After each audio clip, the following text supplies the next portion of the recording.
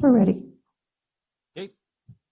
Good morning, everybody. I'd like to welcome you to our regular meeting of the Madera County Board of Supervisors. Today is Tuesday, August 17th, 2021. And my first question is, are there any additions to the agenda? There are no additions. Thank you very much. And Council, will you read the closed session items into the record? Yes, thank you, Chairman. On your closed session agenda for today is Government Code Section 54957.6, Conference with Labor Negotiators. Your agency designated representatives are Alba Gomez, and the employee organization is all units. There's also one case where it's been decided there's anticipated litigation and there's significant exposure to litigation pursuant to Government Code Section 54956.9, subsection D2. Thank you. Very good, thank you. And are there any members of the public who wish to comment on closed session items? Seeing and hearing none, let's go ahead and do a roll call. Supervisor Frazier.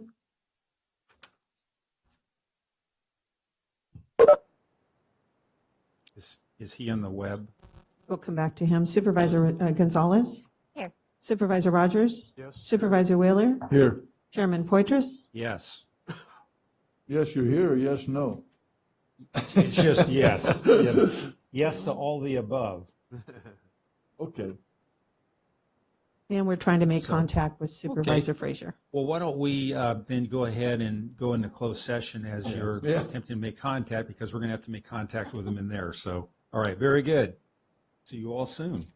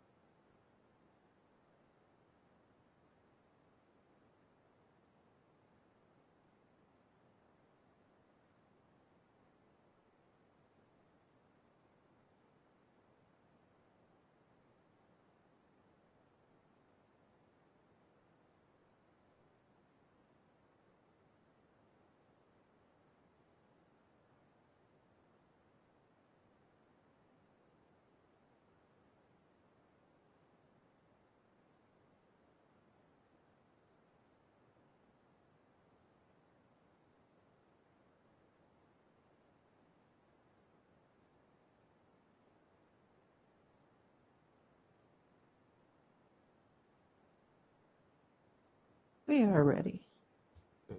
Cool. Ready? Good morning, everybody. I'd like to welcome you to a regular meeting of the Madera County Board of Supervisors. Today is Tuesday, August 17th.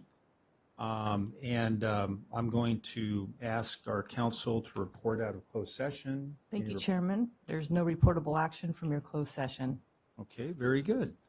And I'd also at this time like to ask for a roll call of those supervisors present. Supervisor Gonzalez. Here. Supervisor Rogers. Here. Supervisor Whaler. Here. Chairman Poitras. Yes. And Supervisor Frazier is absent. Actually, Is he going to be on? He's Uh-uh. going, oh, he's not. Okay, gotcha. All right. He was there during closed session, right. Okay, very good. With that, we will then open and close the meeting in memory of several individuals, and I'd like to start out. I believe that Supervisor Frazier was going to report on this, but a longtime educator in Madera by the name of Frank Smith passed away on August 13th, 2021. He was 80 years old. He started teaching in Madera Unified in 1963 and retired in 2005, having spent 42 years helping our students in Madera.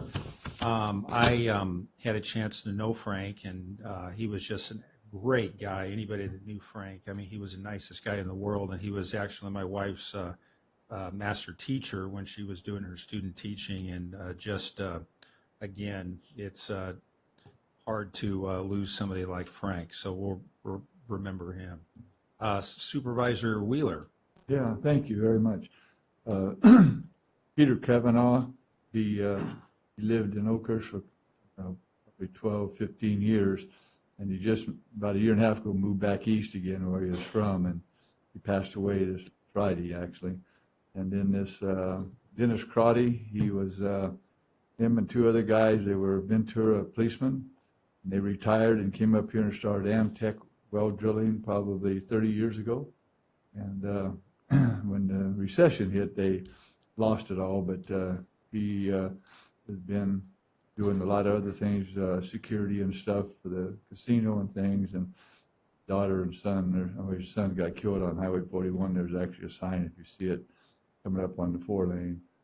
And his daughter's still up there, though, a really nice lady, but he passed away too last week. So great friend, and hate to say it, but they used to sponsor my race car too, so that was nice.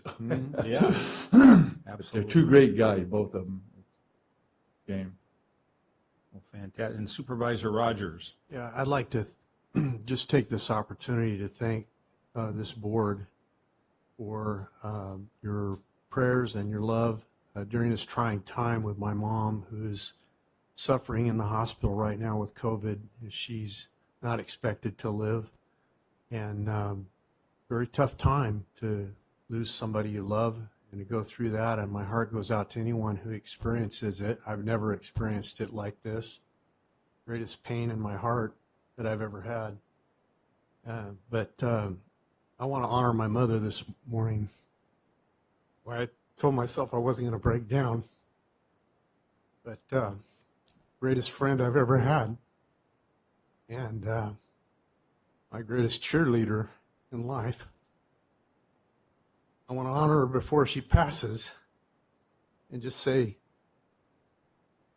she's been great. She's been a great woman. And I have so many humorous memories of her and great memories of her, loving memories. I want to thank Rob, who stepped into my role when I couldn't and taken over some of my committee appointments. I appreciate that so much. And this board, thank you. And the staff, everybody who's called me and texted me, you don't know what that means during this time. I'm sorry for crying, but it just hits pretty down deep. And I'm grateful for a good mom. Grateful to have that. I wish that you had the mom I've had in your life. If you could have a person like that, you just have all the support you would ever need. God bless you, and thank you all. Very good, Supervisor. Thank you. If there's no other folks to remember, what we're going to do then is move to the invocation and Pledge of Allegiance. And for the invocation, we have Father John Warburton from our neighbor across the freeway, St. Joachim's Church. And for the Pledge of Allegiance, I'd like to ask our Under Sheriff, Patrick Majeski, to lead us in the pledge. So, Father Warburton.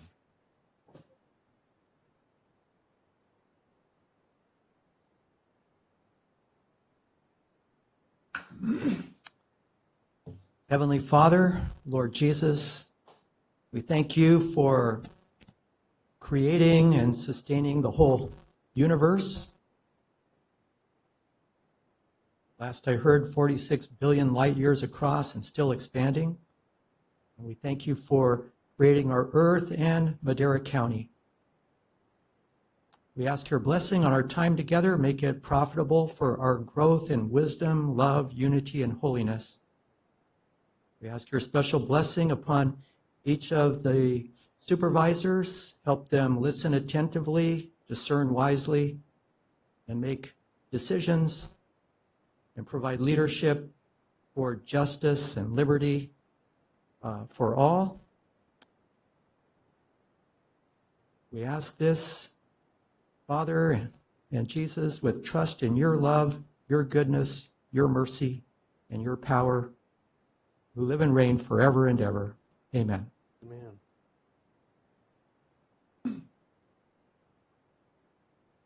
Pledge allegiance to the flag, United States of America, to the republic for which it stands, nation, visible.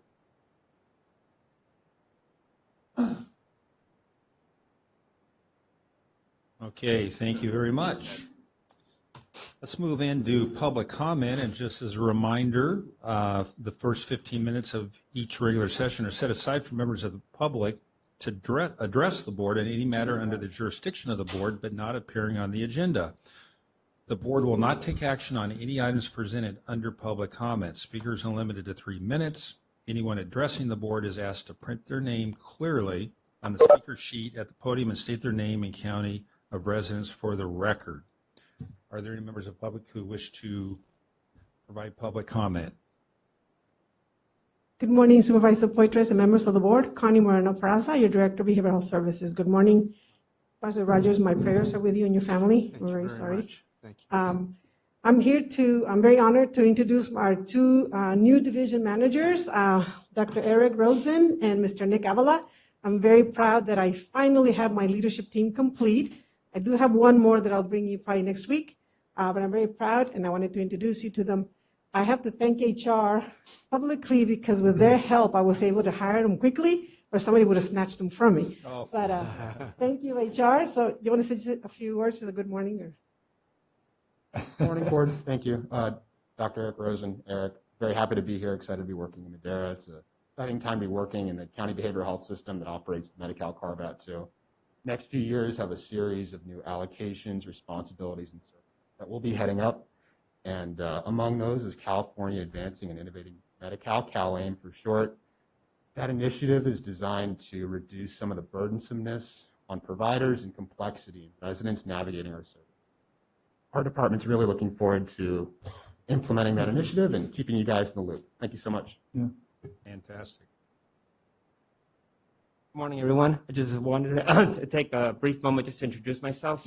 I'm originally from the Central Valley. I was born in Merced and raised out in Faribault. I don't know if you guys are familiar with Faribault, maybe 40 minutes away from here. I've been That way or that way? that way.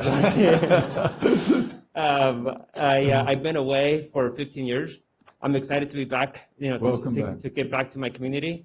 I spent some time out in San Diego, some time out in Berkeley, spent some time out overseas. So I'm really happy to be back and, give a little bit of what I learned in my time working with the County of Marin and a lot of the grassroots and nonprofit organizations out in these, various communities to be able to now be able to serve and provide my best towards the community I grew up in. So thank you for having me here. Very good. Welcome aboard. All right. And by the way, I think when I drive to Faribault, maybe I drive faster. It's about 25 minutes away. I don't know. Yeah. But I'm going the speed limit. Morning, John. Good morning. I'm John Somerville from North Fork, and I'd like to advise everyone that on Sunday evening, the 29th of August, at the Coarsegold Historic Village, we're doing an event to honor all of the first responders in the county and actually some from Mariposa as well. We have a Sheriff's Department, the Highway Patrol, CAL FIRE, volunteer fire departments, all responders and EMTs. And it's an opportunity to meet these folks, shake their hands, and thank them for it. Oftentimes we have people go by in their vehicles and their cars, and you kind of wave to them, but nobody knows them personally. And it's an opportunity to do that. And we've got some wonderful music lined up, and it's an evening in the park, very much like what I experienced when I was a kid. And in our local small town, we had a park, and we'd have music, and all the police and firemen were there, and you knew everyone. And this is an attempt to do that. We had this lined up about 1.5 years ago, and then COVID knocked it out. And so it's the 29th of August, 5 p.m., 5 to 7:30 p.m. At the Coarse Gold Historic Village. Is there food too, or? Well, that's another reason I'm down here. I got to see the environmental folks and make sure we're all right on that. Oh, We've got people wanting to give food away, and I got to make sure we can do that. So, we'll make it work. pardon me? We'll make it work. Okay. Right? There you go. Thank you very much. If you have any hiccups, let us know. Thank you for your patriotism. Thanks. Well,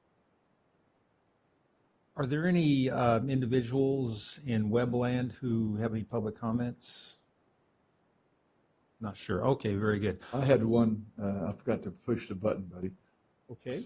I just wanted to, last Thursday, the California Department of Insurance Commissioner Ricardo Lara at a town hall, and myself and Supervisor Townsend from Tulare were the moderators on it. And the only problem was, it was a great deal trying to find out how we can get better, cheaper insurance for the areas in the SRA areas. But Commissioner Laura is his town hall, but he didn't show up. So he sent his deputy commissioner, Tony Cigarelli, and he did a good job, but, you know, we were all kind of just disappointed that Commissioner Laura didn't show up. Right. He planned this a couple months ago, and it's just, you know, I don't know, it's kind of frustrating. I hear you. We had 7 supervisors from the different counties. An important Okay. issue, too. It's Had over 126 people on it. Mhm. Gotcha. Thank you. Well, very good. Well, with that, we do have a one additional public comment item, and we're honored today to have Dr. Angel Reyna, he's president of Madera Community College. And so, Dr. Reyna, feel free to come on up, and he's going to give us a few updates and so forth. Thank you so much, Chairman Poitras, Board of Supervisors, County Administrator Varney. Thank you for allowing me the time to present. I wanted to be here today to provide you an update. 13 months ago, we became a college, first college in the county of Madera. So I thought it was fitting that I provide a brief update because I know you have a full agenda, so you know and are aware of what we're doing. Additionally, I brought some goodies for you all. I brought a lanyard and some pennants for you all down here. I'll hand them out here shortly. Excellent.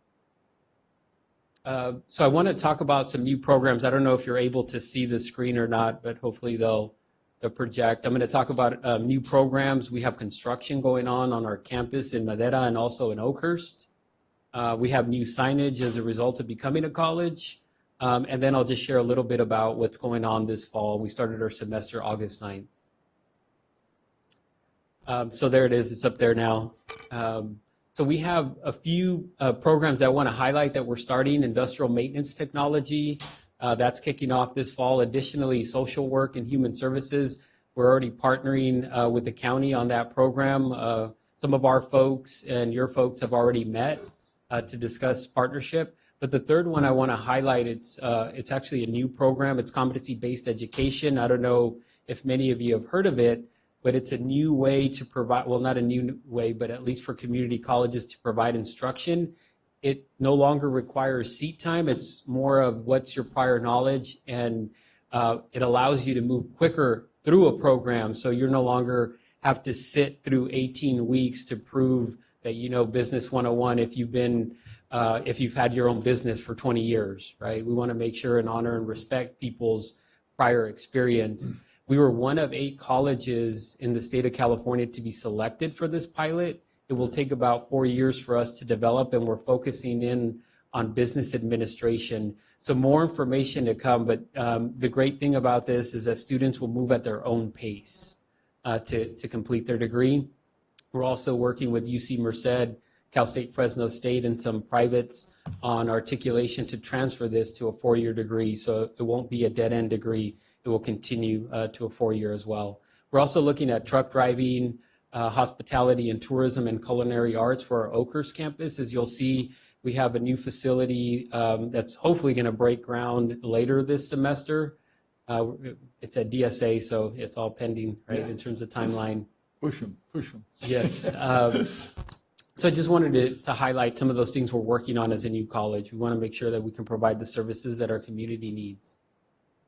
Additionally, I just mentioned one of the construction pieces on our Madera campus is Academic Village 2. We had the groundbreaking May 7th.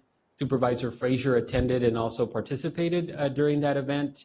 I believe Supervisor Gonzalez, you were there as well. Sorry, COVID time. I'm trying to remember all these things.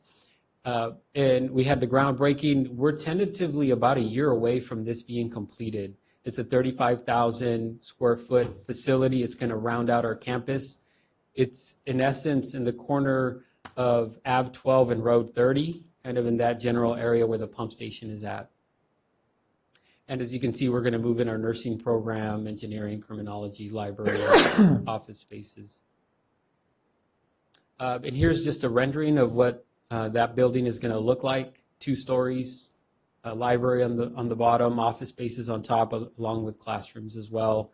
You might not be able to see it as well, but this is kind of like the blueprint of it, of the layout. You can see on the right side, that's going to be the library. We're going to move it from our existing facility to this will be a larger footprint for our library so our students can go in there and study, have a quiet space, etc. And then up top is where you see a lot of office spaces, conference rooms, etc., criminology and engineering as well. Now here's Oakhurst. We're really excited about the Oakhurst facility. This is the first permanent structure. Yes, off of Highway 49. I know you're excited, Supervisor Wheeler, but we are as well. This gives you a quick layout. It's about 20,000, 21,000 square feet. Obviously, we have to go to bid for that, and hopefully it remains intact. You can see the rendering of it from the, kind of an aerial view of it, but you also see the blueprint. That green area is something that we worked for to collaborate with our community. So if we have community events, there's a kitchen close by so we can host events there to support any community function as well. We wanted to make it flexible. The architects were able to do a rendering. You can kind of see this as you're approaching the facility. It's a beautiful view. That, in terms of the windows, that's where I shared that it was the common space that we'll be working with the community to have events there as well. So it'll be overlooking the lake there. Here's the entrance aspect of it in terms of the rendering, how students will be approaching the facility. And then here's the courtyard where students will be able to hang around, study, congregate, and speak with other students as well. I want to also share new signage. I don't know if you remember the old signage that we had with the M, and it said Madera Community College Center. As you can see, we have our new logo prominent as well. We've also have more around campus. As you enter now, it no longer says center, so we don't have any remnants of center as of July 1. And you probably know that because the fiscal year ends June 30th, so we had to get everything up prior to that. But you can see the new banners, etc. So I invite you all to come to our campus. Just you'll see a new feel and look as well, especially with the new facility also under construction. Additionally, you can see that we are an institution from Ave 12. We wanted to be intentional. As cars are driving by, they know that we are Madera Community College. Lastly, one of the things that we're working on, this will be at the corner of Ave 12 and Road 30. We're working on a marquee so students can take pictures, community members can take pictures. It's four-sided because you'll be coming in from Road 30, from Ave 12 to Road 30. in and out, so we wanted to make sure we could communicate regardless of the direction people were coming in or out of our campus. Just want to share briefly for fall of 2021, you could see prior years where we were. The blue is on campus, face-to-face. You could see we went anywhere from 85% to 87% being face-to-face and about 15 to 17% online hybrid. So we've been doing this pre-pandemic, just not at the scale. And you can see when we flipped the switch, fall of 2020, when the pandemic hit, we went 94% online, but we still had 6% face-to-face. We had our CTE programs, our nursing, welding, et cetera, that still, and our labs, our chemistry and biology labs that still had to be done face-to-face. Then in the spring, we increased it a bit. For fall, when I created this slide, we were shooting for 40%, but our students made us pivot to 30% face-to-face and 70% online. The way that they were registering and enrolling, we canceled some face-to-face and made them online, and then they filled. So we're having to adjust to serve our students, but just wanted to give you a quick update. Lots going on. I want to thank you all for your support, continued support of Madera Community College, our students, and our community. So thank you so much. I don't know if you have any questions. I just wanted to share one other thing, all the advertising that we're doing, and some of you may have seen already this on 99 as you head north. We have the newest community college billboard on there, trying to market and brand our institution. Any questions? Very good. Supervisor Rogers. Yes, so impressive. And just want to thank you for the tenacity and leadership that you personally have put into this. I know that you're a driving force behind all that's going on there. Thank you for what you're doing for our community. This is powerful, and we needed this as part of our economic engine. And thank you. You're welcome. It's been a pleasure, and I appreciate all your support because it takes a village truly to support our community. Supervisor Gonzalez. Yes, thank you. Thank you, President Reina. I'm just curious what your athletic programs look like and if there's any efforts being made to try to build that.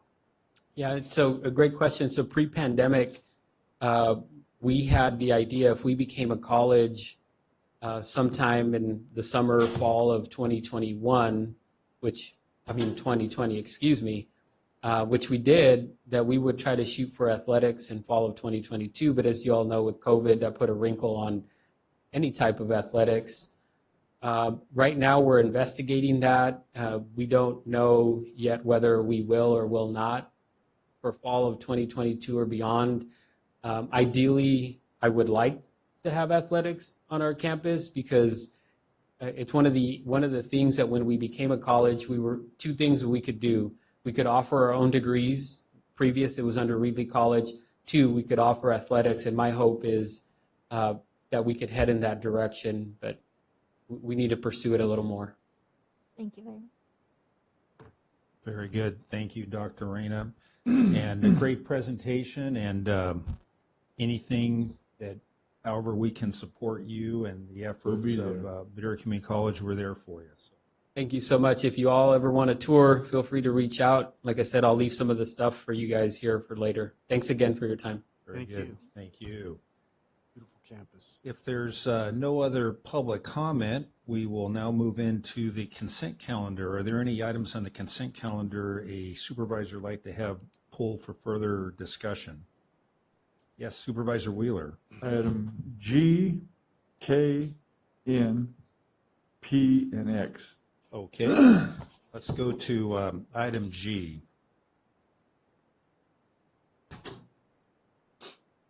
Item G, Jim, on this one, it says that it ran out last year, and then we want to sign up for 2 more years, or no, it actually will run out this year if we extend it, December 31st. Do we want to go ahead and sign up for a longer time, or why are we just doing a short period of time? No, this is a contract every 2 years.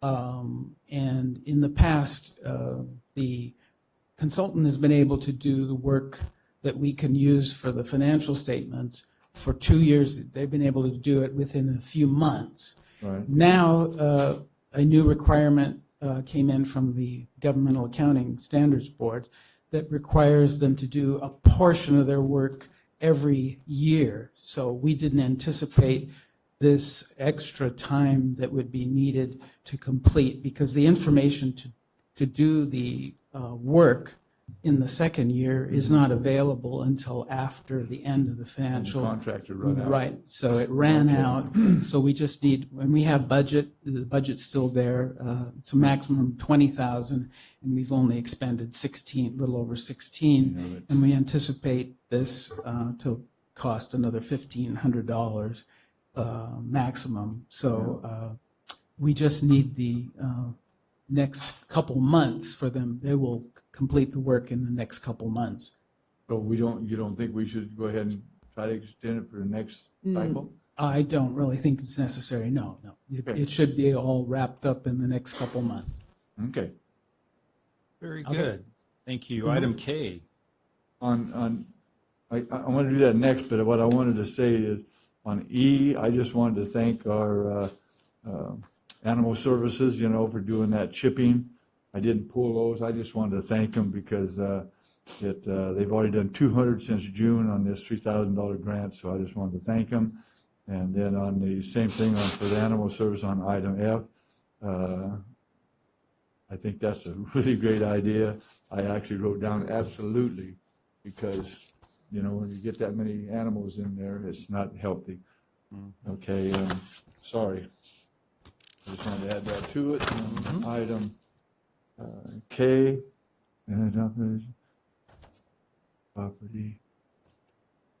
Yeah, I just, on that one there, I couldn't find the doggone, the items, the properties that was pertained to. And I can't get it up here on my stupid laptop either. This stupid thing won't get back on my backup, so I can't get it. It is that one then, okay. I got it. Then I did find it. Okay, so I didn't need to pull that one. Well, I was gonna ask you, Matt, or you, Jamie, some of these things, man, 986,000, 625,000, they just don't come back and try to talk to us? Thank you, Supervisor Matt Treber and Jamie Bax here with the Planning Department. So in a number of these, in a lot of cases, they don't ever, we don't hear and they don't discuss. This simply puts it on, and it still allows us to negotiate and get these folks into compliance and work with them on that, right? That's the ultimate goal for code enforcement when we deal with these and we get to this level, right, our goal is compliance and to get the property cleaned up and to make sure we're capturing the cost to the taxpayers of Madera County. Okay, I was amazed at the prices on them. The item L, I'm just going to ask, or do we bid that out, or did that just that company we just hired? That company, Jamie Bax, Madera County Planning, thank you, Supervisor Wheeler. That company we have been working with on the past. They are actually assisting us with updating our zoning ordinance, so we have a lot of familiarity with them. They also updated our last housing element as well. So because of that, we decided to choose them for this particular project. Well, I just. It was without, I apologize. I think they do Yes. really good, and I think this Fairmead will be very happy when we get this, because this is a thing that really needs to be done out there. And we have had discussions with the community in prepping them for this process, and they're excited for us to move forward with that. I am too for them, I tell you. And item N, whether you come up with a plan like this.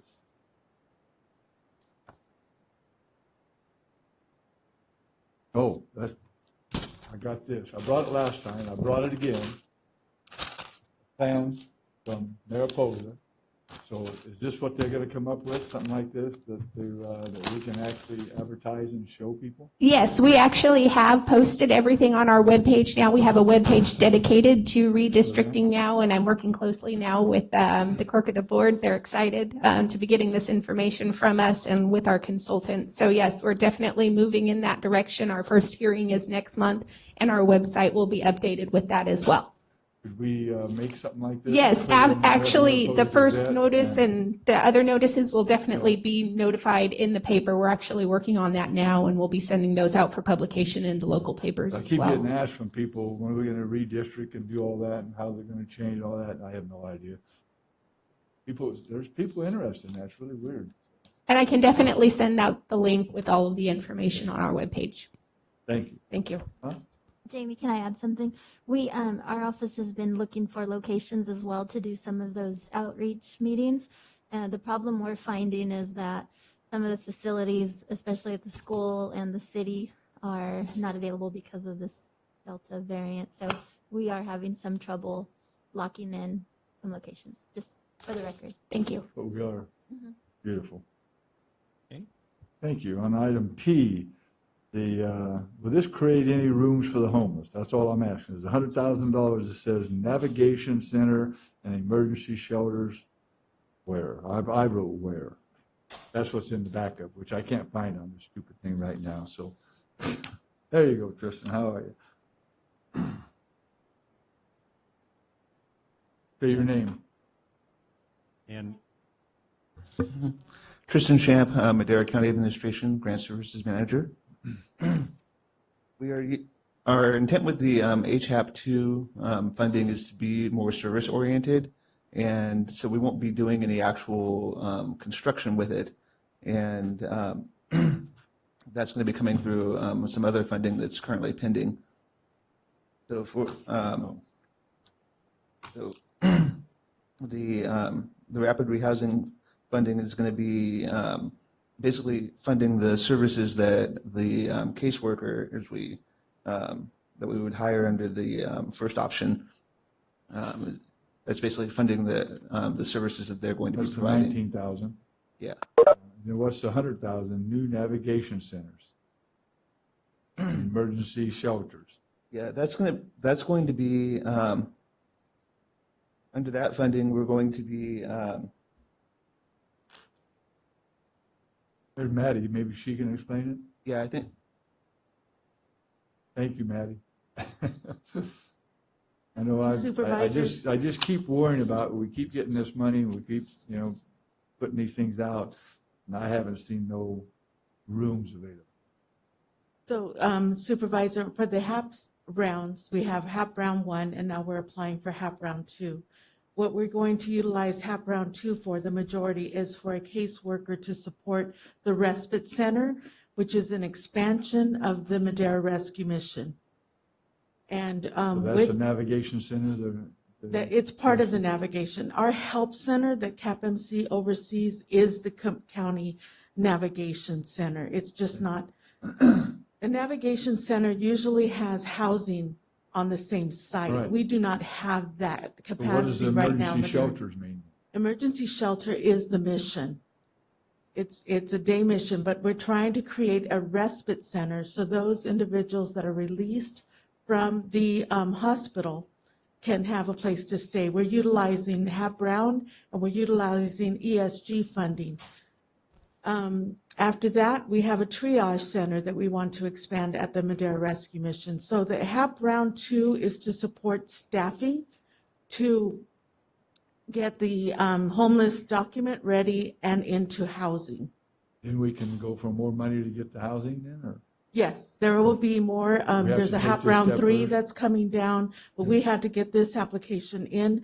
The contract is now ready to be signed, and that's what we're presenting before the Board of Supervisors. The application has been approved. It's been a long process, but this is one of many applications We're gonna be that doing. we've been submitting either at That's what I mean. I keep getting CAPMC these or through things the and I county. keep saying, where's? I know you're looking for a building, and so are we, I know. but we are working in the community to lease apartments or to lease locations I believe CAPMC leased a house for a family to serve the homeless, but we're trying to locate and see if they will lease to the individual directly or to CAPMC for housing as quickly as we can, as quickly as they become available. Keep getting that money, Tristan. Yes, Tristan's doing a great job.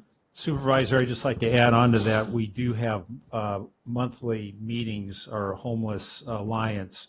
You guys are on it, both of you? I am. Oh. Yes. And Supervisor Gonzalez has been definitely assisting and helping out, in those efforts. And we've come a long ways from where we were when we started this thing. I mean, we weren't even at the starting line when we started this thing. Thank you. And That's all I can tell you. And I think it's so important. we're working with the guys across the street because some of this stuff is happening in the city. And so, we've got to, deal with them. And then we've got, it just like Maddie was saying, I mean, it is the cost of construction and attempting to get developers to kick in some of this funding. It's amazing. But good news is, again, we've got the respite center, because a lot of the people at hospital, if they're released and they don't have a place to go, they're back on the street. So this respite center is going to be used for that. And then we've got the 7 small houses that are going into the rescue mission. And the rescue mission has been outstanding as far as their work with us. And the third thing is the 52 units behind Carl's Jr. at Sugar Pine, the thing on 99. Yeah. 16 of those units are going to be for behavioral health. So it's going to be, of the 52 units, 16 are devoted to behavioral health, which a lot of those folks are subject to, homeless. The rescue mission is there room there, expand there? You talking about doing this stuff, or? Yeah, there's a patio area, an area in the back. There's some other properties back there, but the owners of those properties don't want to sell. So we're utilizing that. We're getting the maximum out of the minimum. Let's do some eminent domain. Yeah. All right, Thank you. Thank you, both of you too, for this. I know, it's just something that I think that we got to keep looking at. Oh, yeah, it's top priority. Yeah. Okay, and item X, is that $167,490? Is that part of the funding that we do the sharing already with EDC, or is this extra money that we've gotten that to do this with? Good morning. This is Deborah Martinez, Director of Social Services, Chairman, Board of Supervisors. Supervisor Wheeler, yes, this is not new money. It is just the split between how we fund the EDC agreement between DSS and the general fund. And Joel is here if you have any questions, but it is the budgeted amount. So it's the money that it's part of our share that we're always doing that? Exactly. Okay. I wasn't sure, and I couldn't find where it actually said that, so. No problem. Okay. That's all I needed to know. Thank you. Okay. Thank you, Mr. Chairman. Very good, thank you. And if there's no other items that a supervisor would like to discuss, I'll open it up to the public. Are there any items that members of the public would like to discuss on the consent calendar? Hearing and seeing none. Move to approve. Okay. Motion to second. Roll call vote, please. Supervisor Rogers? Yes. Supervisor Gonzalez? Yes. Supervisor Wheeler? Yes. Chairman Poitras? Yes. Vote passes 4-0. Thank you. Let's move on to public hearings. 7A would be the hearing to consider adoption of resolution confirming the report and authorizing the auditor controller to impose liens for delinquent utility fees.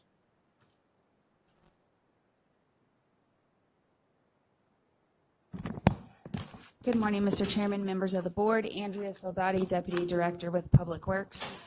This is an annual item that we do where we look at all of our delinquent water and sewer accounts. An account has to have over $100 and be delinquent for the past fiscal year. So the delinquencies are from July 1st of 2020 through June 30th of 2021. You do have the report in front of you. Just something to highlight, we actually have a lesser amount of delinquencies than we have had in years past, but a higher amount in districts, in certain districts than that we have seen in the past. So little bit of a unique situation. And so again, with that, if you guys have any questions, I am here to answer.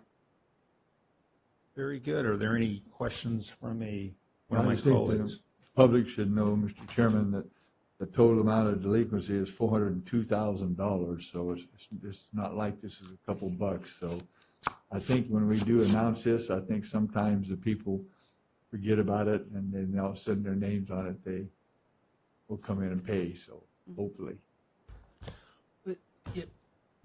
So thank you. Council Garza. Yes, Chair, and it's my understanding that there's a brand-new backup that was provided to the board for this item. And so any motion to approve, it might, I would recommend that we add that it includes the updated backup. Oh, if okay. that's- Yes. Which is available also to the public. Yes, and we have an updated backup because we give everybody up until the day before the public hearing to either pay or come in and give us some sort of, reasoning as to why they should be removed or whatnot. So that is why you do have an updated list. So that is current as of last night. Oh, And if I would just add to that as well, right, and Supervisor Wheeler touched on it, we have a little over $400,000 of delinquent bills in our water and sewer districts. And so when you see those, loans, and we work with the communities out there and they don't understand a massive reasoning of why we see this constant, whether we have rate increases and rate studies, is these delinquencies. And so we continue to push it, but certainly hard to balance the books when you've got $400,000 plus worth of folks not paying their bills out there. So I would just add that. so do we publish this after we get to approving this today?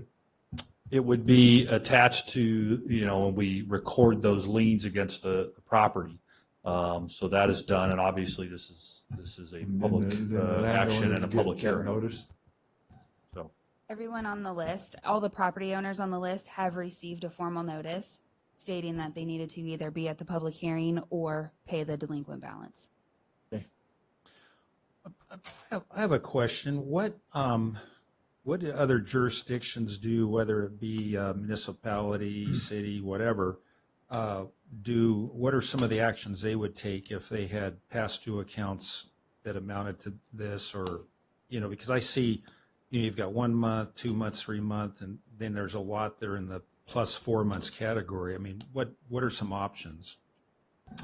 That's an excellent question, Mr. Chairman, and so we continue to look at that and work with that, and we're going to be working with County Counsel's office on some different options there. Right, we're dealing with special districts and maintenance districts, and so we do have some limitations that, for example, potentially the city of Madera wouldn't have in dealing with these, as far as ceasing service to that.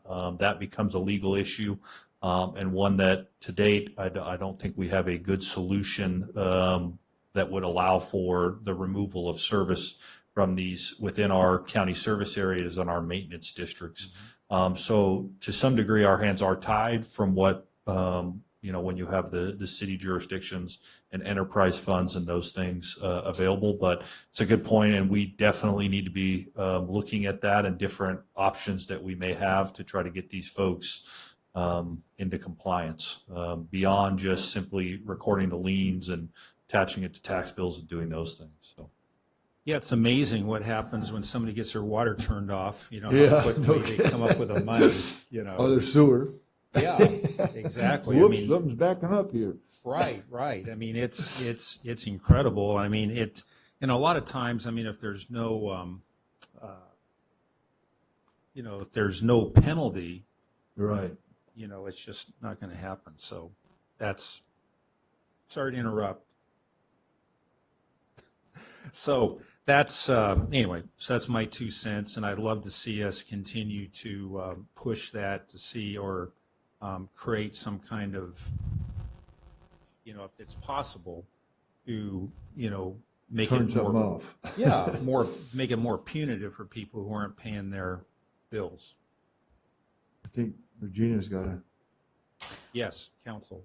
There was a public works policy that was adopted to address something very similar. It was brought to the board in nuance for special districts and maintenance districts. So that was what I was sidebarring about, to make sure that we distinguish those and bring back a policy that was already discussed and brought to the board. And so apologies for the interruption.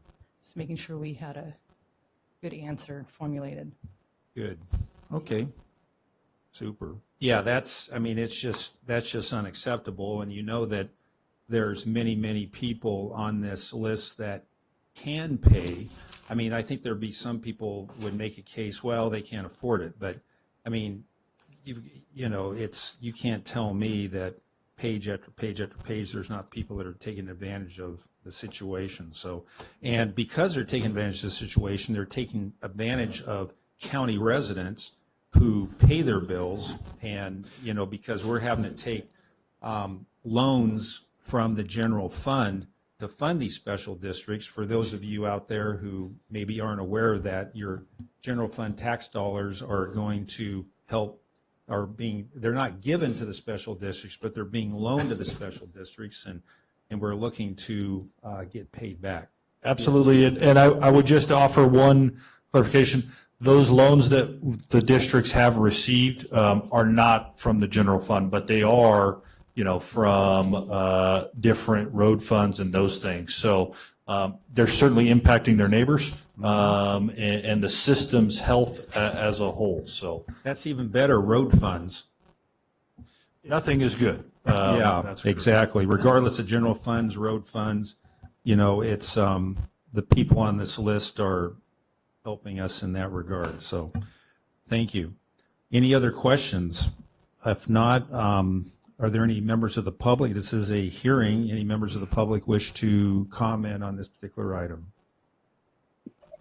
Can I make a comment, supervisors? This is Madeline Harris from Leadership Council. Certainly.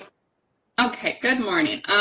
I just wanted to ask a question if, so I know that you mentioned, Mr. Chair, that it could be that folks are taking advantage of no service shutoffs currently, and so I wanted to ask if the county has any data proving that that is the case, and then to the extent that there isn't any data proving that that is the case, I wanted to bring up one issue that I have spoken with residents about before, which is obviously the long-term utility assistance at the county.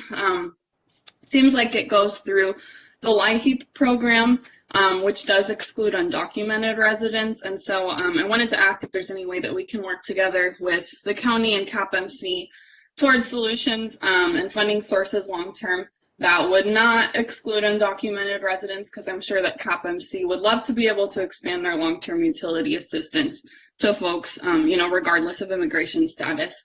So I wanted to bring that up as one issue and one barrier that might play a role in delinquencies as well. And just to ask that question about if there's any proof as to the basis of the delinquencies currently. Thank you.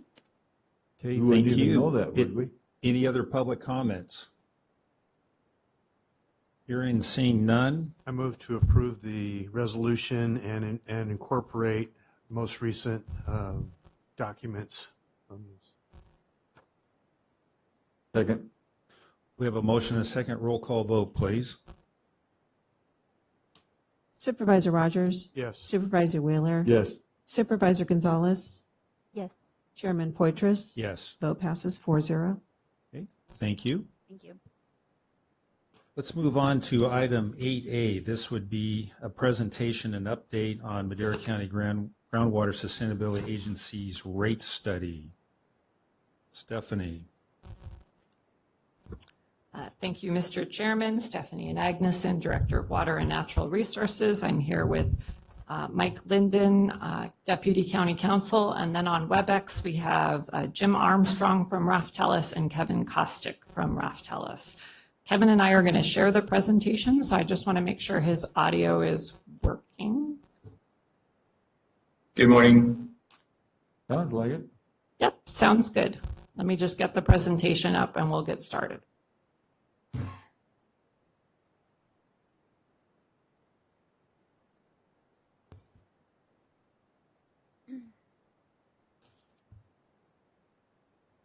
All right. As you know, we've had a rate study that we've been working on for a while. It has a number of different engineering pieces to it. It includes recharge, land repurposing, domestic well mitigation, and water supply. So we've been working on getting those costs together and different scenarios that would accompany that. And I'll walk you through where we are. We're looking for some high-level guidance on fee structures at the end of the presentation. So the purpose of the study are to develop fees for service within the county GSAs in 3 subbasins. We're trying to identify all the capital and operations costs for all of the projects and management actions, and evaluate different funding options and financing options. We're working on a long-term financial plan for self-sufficiency from the county GSAs, and then we're documenting all of this because there are, of course, requirements with Proposition 218. Here's a diagram that gives a sense of the timeline. As you know, we do have a GSA fee, which is Prop 26 exempt. We were able to adopt that before GSP adoption. Our options after GSP adoption are really only going through the Prop 218 process, but we do anticipate we will have the existing Prop 26 exempt fee that lasts through 2040 that pays for administration and planning, as well as Prop 218 funds for our projects. You've seen this diagram before in our last fee study, but I think it gives you a really good idea of some of the complexity of this.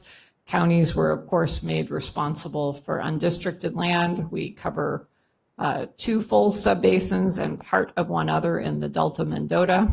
And we're looking at essentially a GSA fee for planning and administration for each that we have, as well as a fee for GSP projects for each. So those costs are calculated by subbasins, so they may be different between subbasins. Okay, Kevin, would you like to talk about the rate study process? Yes, thank you, Stephanie. Good morning, Chair and Supervisors. I want to give a bit more detail on the rate study process. So the first step is this rate setting framework where we talk about pricing and policy objectives and a fee structure evaluation. We're going to do some of that with you today. That's also been going on with staff and staff's outreach to prospective fee payers. The next step is the financial plan. So here we're taking all of our hard costs, capital costs, operating costs, looking at different financing options, performing a cash flow analysis over the long term. So we're saying how much cash needs to be generated in this scenario on an annual basis so that the GSA is self-sufficient. Again, we're building a tool that we can look at different what-if scenarios for that. The third step is the cost of service and the rate design. So there we're actually allocating those costs to the different subbasins. So we're allocating those proportionally and appropriately, and then designing rates themselves, rate design, rate calculation, and then impact analyses based on different types of fee payers. And then the final step is the procedural requirements of Proposition 218. So we document the study, as Stephanie mentioned, in a study report. That's your administrative record. We notice the prospective fee payers and then hold a public hearing. Next slide, please. So an illustration of what I mean by financial plan development. It can advance the animation a bit here. I think there's 2 or 3 more. So what we're doing is we're looking at all of our revenues, expenses, and financial policies. So revenues will be GSA fees in the future. Those would also include any grant funding that the GSAs would receive, and then any miscellaneous sources of revenues. Expenses would include our capital project costs and how they're funded, whether it be that cash, debt, or some combination of both. Project and non-project operating and maintenance expenses that we'll have on an annual basis, and then inflationary pressure on all of those, both operating and capital costs. And then financial policies, this is what's going on kind of in the background, which is how do we utilize financing of any of our capital costs? How do we think about reserves as far as financial cash reserves, money in the bank? And then if we do have debt, what are our obligations? Do we have debt coverage requirements, debt reserve requirements? And so we build out a tool so that we can see what's our annual cash need over the long term, and that's our basis for deriving future fees. Next slide. So a few things we want to bring to your attention and considerations today. The first two bullets here will have a bit more detail in the following slides. So the first is reserve policies. And when we talk about reserve policies, we're really talking about managing or mitigating risk. And we want to consider things like revenue timing, the magnitude of capital investment, how much uncertainty or unknowns might there be, right? We're dealing with new entities, new agency. So those are some of the considerations. Use of debt, we want to think about which capital projects might we be talking about?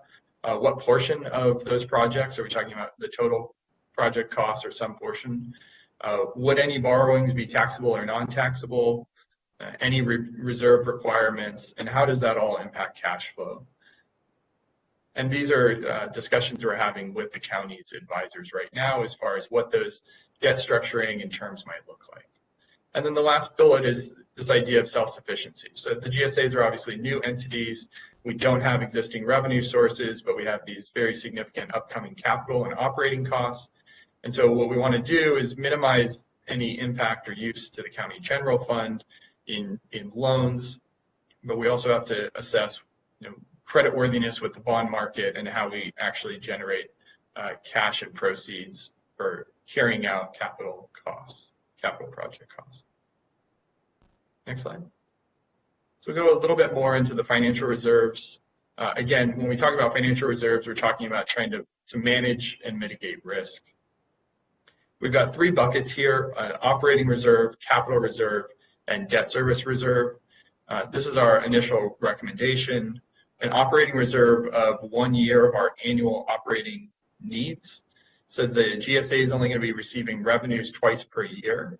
And so we want to account for that timing of cash in and cash out. So our recommendation would be 6 months for those operating expenses, and then an additional 6 months for project uncertainty. And a couple of projects come to mind. One is any future participation in Sites Reservoir to bring new water into the subbasins, and then SALC, the land repurposing program, the enrollment there. We have some good estimates on what that initial and incremental enrollment might look like, but this would allow for some flexibility. On the capital side, we'd be looking at 1 year of, we look out over a 5-year horizon and we say, what's that need on an annual basis? And say we should have 1 year of those capital needs in the bank. And then the debt service reserve, this is really going to be dictated by the bond market itself. So an example we see frequently is that bondholders will want you to have 1 year of debt service in reserve in the bank for surety. Now, when we add these up, we're talking about some real dollars. And so while this is a long-term goal, we know that we're not going to reach this on day one or overnight. This is really a target for the long term.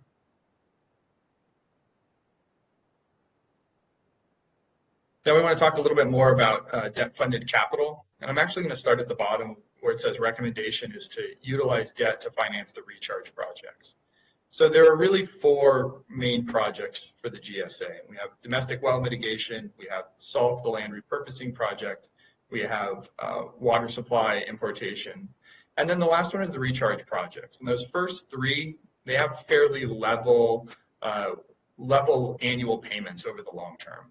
Where the recharge projects, we're talking about building some real infrastructure over the next 5 or 6 years that have some very significant costs. And those capital expenditures are going to be serving future payers over the next decades to come. So we want to talk about some advantages and disadvantages to debt funding any of the projects. So the first advantage is this idea of multi-generational cost apportionment. So what we mean there is that we're spreading the benefits that might be for 30, 40, 50 years into the future across that horizon of payers rather than relying on the first few years of fee payers to shoulder the entire burden. So that leads into that second point where we say that it's less impactful on today's fee payers. Rather than trying to generate a lot of cash in the early years to cash fund this project, we can spread it again over a repayment of 20, 25, 30 years. I think we all know that we're in historically low interest rate environments, so debt is relatively cheap compared to some historic borrowings. And then once again, this spreads our large one-time expenditures over a long time horizon, just like the multi-generational cost apportionment, but this is kind of thinking internally and smoothing out the cash flow and the cash needs of the agency, and therefore the fees that would be paid by fee payers. Now, obviously, debt's not all rosy. There are disadvantages. So it's more costly in absolute dollars. So even though we might have a low interest rate, we are paying interest on those borrowings. So at the end of the borrowing, we're paying more than otherwise with cash. We may have debt coverage requirements. So we might, as a condition of borrowing, have to generate certain net revenues for surety for bondholders. And then in addition to any coverage requirement, again, we might have to have a debt reserve set aside just for those borrowings. So those are things to consider. So we're going to move from the kind of the long-term financial plan and the cash flow to the different fee structure options. So we, in the financial plan, we identify what degree of cash do we need. The fee structure option says, how should we recover that? What kind of structure do we want? And we've identified three here. So the first is by irrigated acreage. So this would be a fee that's recovered based on $1 per irrigated acre. And this is just like the previously adopted GSA admin fee, so per irrigated acre. The second would be volumetric. So we'd be recovering those costs based on a cost per acre foot of water. And then a hybrid approach would be to combine the two. So we would have some portion that's based on irrigated acreage and some portion based on volumetric water allocation. So those are the three options. And then we want to look at, well, the different policy objectives and how they relate to the fee structures. So we have 5 different objectives here: administration, fairness, financial stability, demand management, and acceptance of measurement. And each one has some definitions or sub-objectives. So administration, you're talking about ease of understanding, the ease of implementing a structure, and the ease of the GSA administrating a fee structure. Fairness, there's a few considerations there. So we're talking fairness between growers, different crop types, this idea of shared burden, and spreading a benefit over time. Again, that's when we're talking about debt funding one or more of our capital projects. Financial stability, revenue stability for the agency, fee stability for those that pay the rates and charges, and then there's bondholder stability if there are borrowings. Demand management, we're talking about achieving the sub-basin water use reductions identified in the GSP and incentivizing the use of less water. And then the fifth is it's a local objective, acceptance of measurement. And this is really based on the technique that's used for identifying water allocations. And there have been some concerns about the acceptability or the comfort with those measurements. So should we be doing this based on land cover data on an irrigated area basis, or using satellite measurement to identify the evapotranspiration of applied water? So our last slide ties the 2 previous slides together. So in the columns, we have our 3 different fee structures: irrigated acreage, volumetric, and hybrid. And then in the rows on the leftmost column are 5 policy objectives. And then what we do is we want to score them relative to one another. 1 star is at the least, and 5 stars is the best for each one of those objectives. And we go through each one, and I think what, if you're doing the math at home or counting up stars, what we see is they all shake out to be about the same on net, but really it's about what do we prioritize, what do we value most as far as those policy objectives. So irrigated acreage scores very well on ease of administration and acceptance of measurement locally. Volumetric rate scores very well on fairness and driving demand management per the GSP. And then hybrid is kind of the trade-off, kind of walks between the two. So really, this is all about what do we prioritize. There's no best or worst option here. Next slide. So based on that scoring, a few things to consider. So the irrigated acreage option, we think about acreage being fixed. Our property lines don't change over time, but in this sense, everything's based on irrigated acreage, and we have irrigated acreage reductions over the long term. And this is from demand reductions. It's also due in part to land repurposing program SALC. So that irrigated acreage will change over time. But the bigger consideration is that this basis treats all crops equally. So one example is I grow grapes, Stephanie grows a nut crop, and we're charged the same, right? Because it's simply based on acreage, not by crop type. The volumetric rate, similarly, those allocations are ratcheted down over time. That sustainable yield stays the same, but the transitional water amount declines over time. So we are reducing the allocations, but with the volumetric rate, our charges are accounting for the difference in crop type. And we're therefore tying the rate structure to the allocations themselves, where they're fairly disconnected from the irrigated acreage. The hybrid approach, again, kind of just walks between the two. What we would do is we would work with Stephanie and her staff and the other consultants on the team to identify what we think is appropriate for projects to be recovered from the irrigated acreage portion versus a volumetric portion. And what this would look like is kind of think of our traditional utility charges that have normally a fixed component and a variable component. So you'd have a fixed portion based on this irrigated acreage. You'd have a variable based on volumetric allocation. That's the last slide that we have for you, but we look forward to your discussion and feedback. Thank you, Kevin. Are there any questions for Stephanie or Kevin regarding this presentation? Pretty thorough. I've got a question in regards to, the implications of the 218 not passing, and what happens if, capital projects don't materialize, and what would that mean to the county managed areas? Thank you.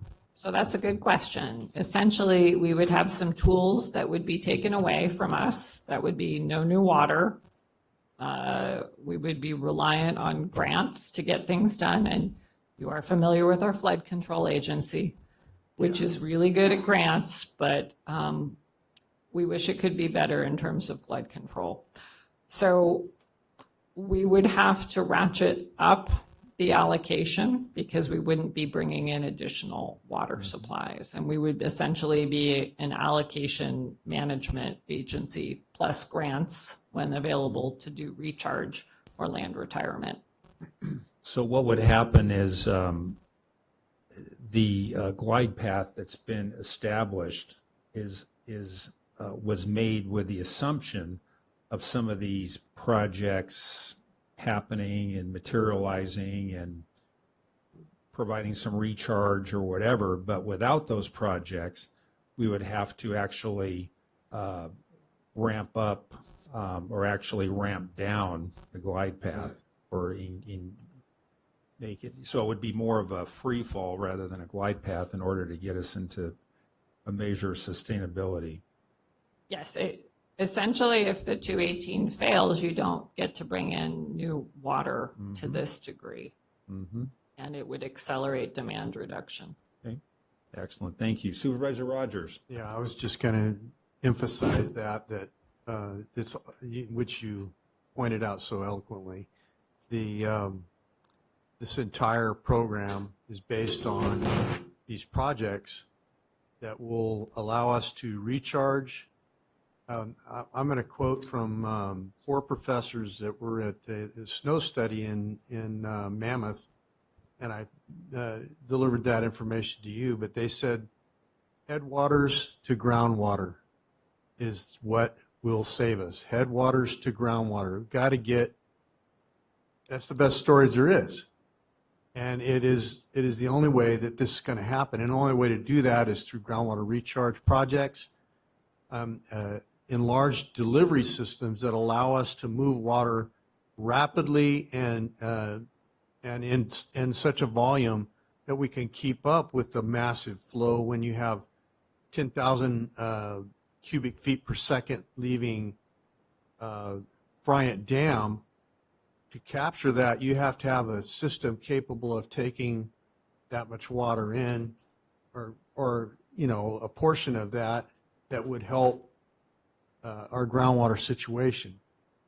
So that means enlarging the delivery system from Bryant to either a peripheral canal and enlarging a canal or adding a different canal, and getting that water to places that we have designated that would be adequate for groundwater recharge, getting that water from headwaters to groundwater. And without money, that isn't going to happen. Without this 218 passing, it won't happen, which means we're on a steeper slope to the bottom of where we were headed before. And it means really no hope of changing that, because the best hope of changing that is to have systems that can capture those great flows that come in all at once in a specific period of time. So we have to enlarge those delivery systems, or we're not going to reach sustainability any other way than to shut the pumps off. That's how it's going to happen. So this is not a system we created. I mean, this is passed by the state of California. Your representatives there. We either do it or they do it. It's in our hands or their hands, and I prefer it to be in our hands. And we do it by design. I know, just as an example, the dairy industry is working very hard right now on solutions to crops for silage that would use much less water. Safflower, I think, was the one I read about this morning. Really interesting how that there's a crop being grown in Tulare that uses much less water. It's going to be utilized as silage. Now, according to the article, it's only good for replacement heifers at this point. It's not a lactation diet. But I applaud these farmers for making the effort to find solutions and ways to survive, because they are so inventive. They will work and work and work to find these solutions. But we have to do our part on the delivery end. We have to bring in more water. We have to bring in all the water we could possibly bring in. And one of those things was included in our plan was also a canal from Merced Irrigation District to for delivery as well. That was one of the things that we pointed out. Enlarging Buchanan Dam was something that was pointed out. All of those things are going to take money, a lot of money, and time. And time is something we don't have a lot of right now on this issue, because once you reach a certain point, everybody knows, once we reach a certain point in this system, we're going to lose industry. We're going to lose it. And it's going to go away and it'll never come back, because that's what will happen without the funding to do these projects. So I just want to emphasize that, put a little more pressure on that area. We've got to do this. Got to do it. We're not monetizing groundwater, by the way. This is not monetizing groundwater. This is providing the infrastructure for projects that we didn't need, but didn't design this system. This has already been designed for us. We need it. We got to do it. If there's no other comments from my colleagues, I'd like to open it up to the public for any members who would like to make a comment.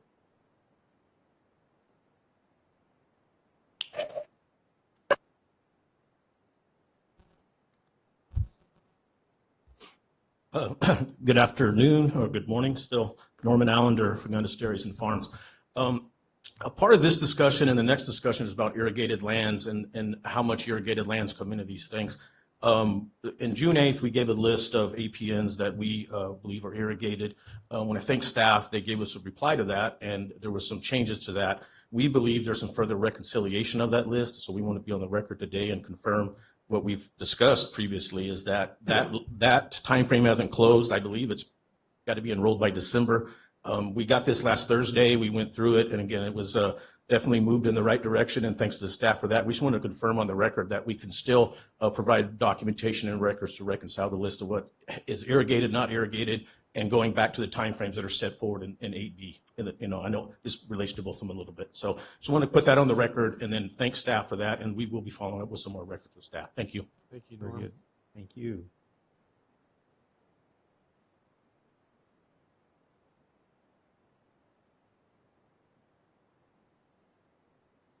Thank you.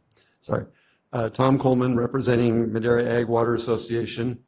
I'm here to say that we are in support of the adoption of the allocation refinement resolution with two minor modifications.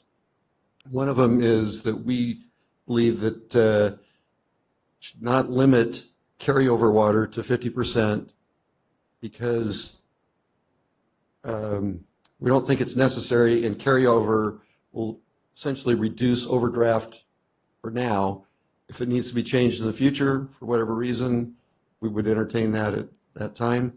The other thing is, as far as metering, we would encourage a longer period of time between meter calibration. I think that 2 years on flow meters or propeller meters makes sense because they're less accurate. But if people are using the micrometer meters. Tom, I just wanted to make mention that this is actually the next item. So okay, sorry, I didn't have an agenda on. Sorry. Oh, okay, yeah, that would be 8B, and this is 8A. But anyway, try to finish it. I'm almost done. We feel that the micrometer meters makes more sense to calibrate them every 5 years. That's what Westlands is doing, so I think that makes sense. Okay. Thank you. Very good. Thank you. Tom.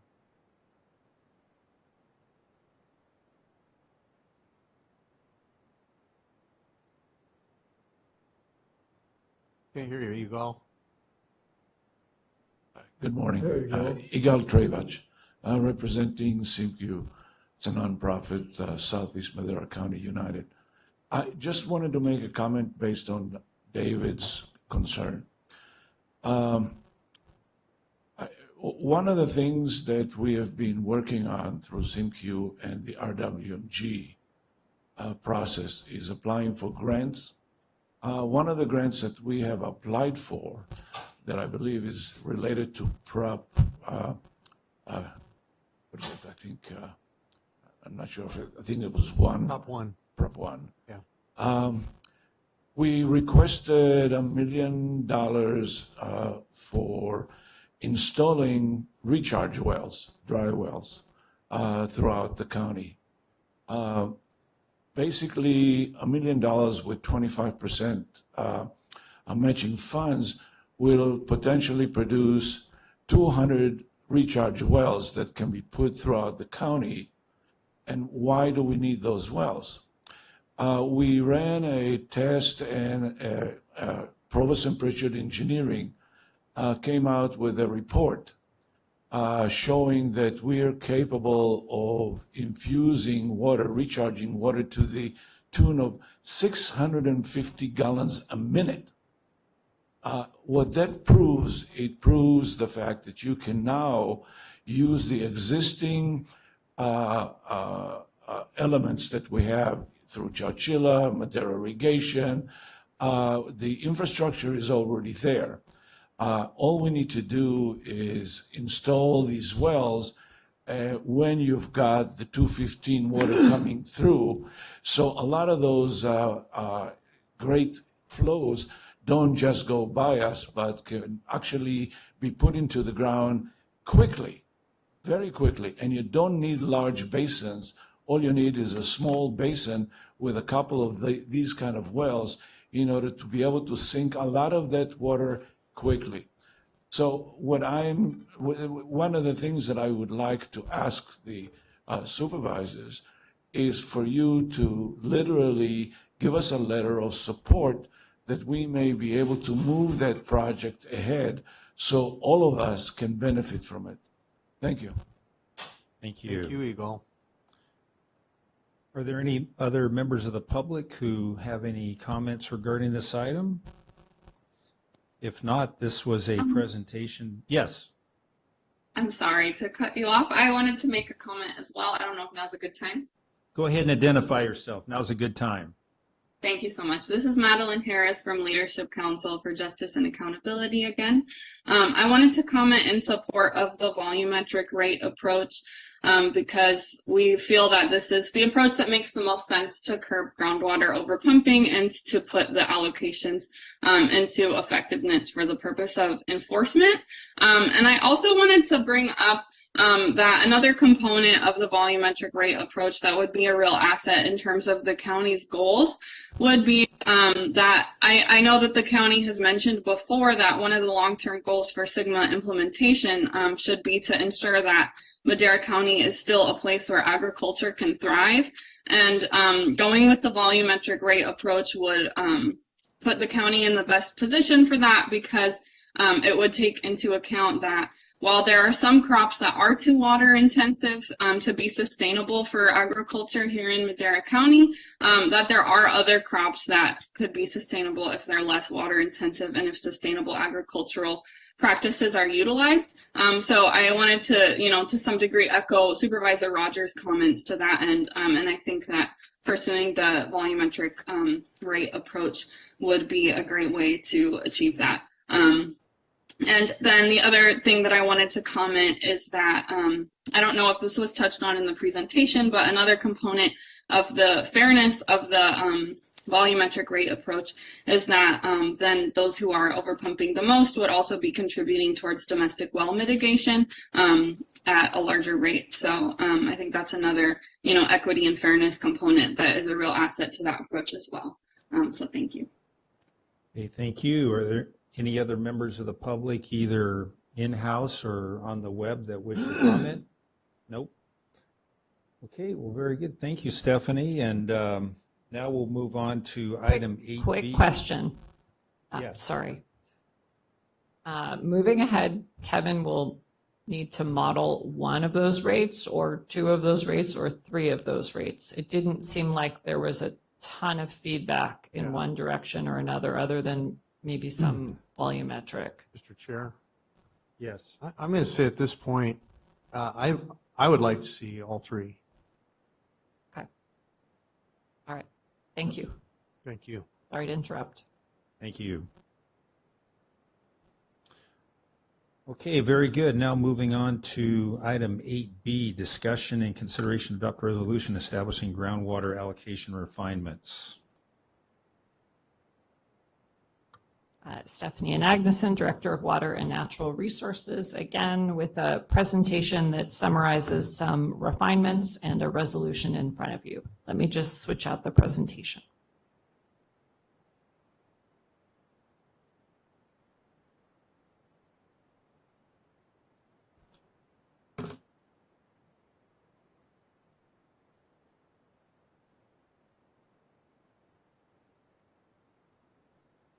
Okay, so I'm going to run through a couple definitions just so we're all talking about the same thing. I will summarize the past resolutions and then talk about refinements in terms of things requested by the board and questions from the public in terms of opt-in, carryover, how to change farm units if something is bought or sold or leased, or changes in leasing, what happens when land is taken out of production in a farm unit, how the allocation acreages are calculated, credits, and an appeal process. So you know your water types already. Sustainable yield is the water that exists in the subbasins from seepage and percolation. Transition water is the continued overdraft. And the allocation is essentially a water budget of sustainable yield and transition water that decreases over time. When we talk about farm units, we're talking about how to group parcels together within zones so they can manage an allocation as a whole. So in December, your board took action, adopted an allocation approach. It had key principles: certainty, domestic water protection, fairness and equity, flexibility, overlying groundwater rights protection, simplicity, and economic stability. It also gave definitions for sustainable yield and transition water and included monitoring ETAW, the evapotranspiration of applied water.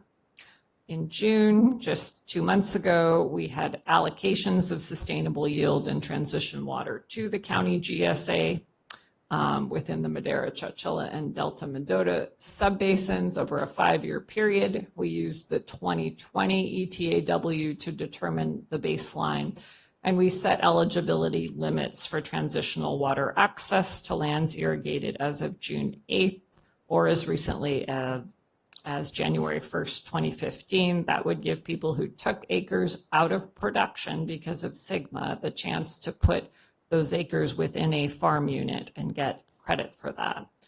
We also preserve the opportunity to access sustainable yield for all acres that have a need for the use.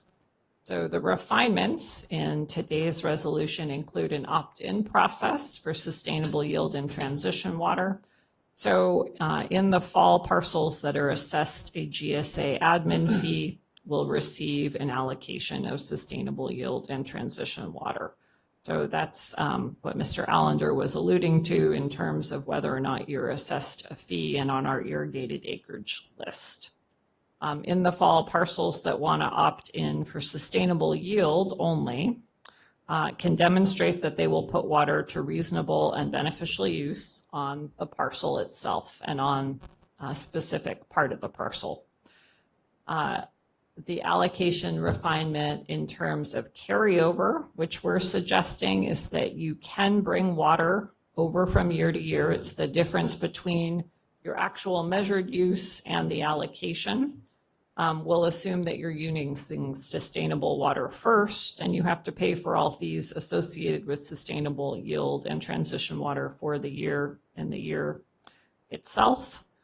We do have a limit here. The total transitional water carryover must not exceed 50% of the parcel or the farm unit's total for the next year. So that's essentially capping the transitional water carryover.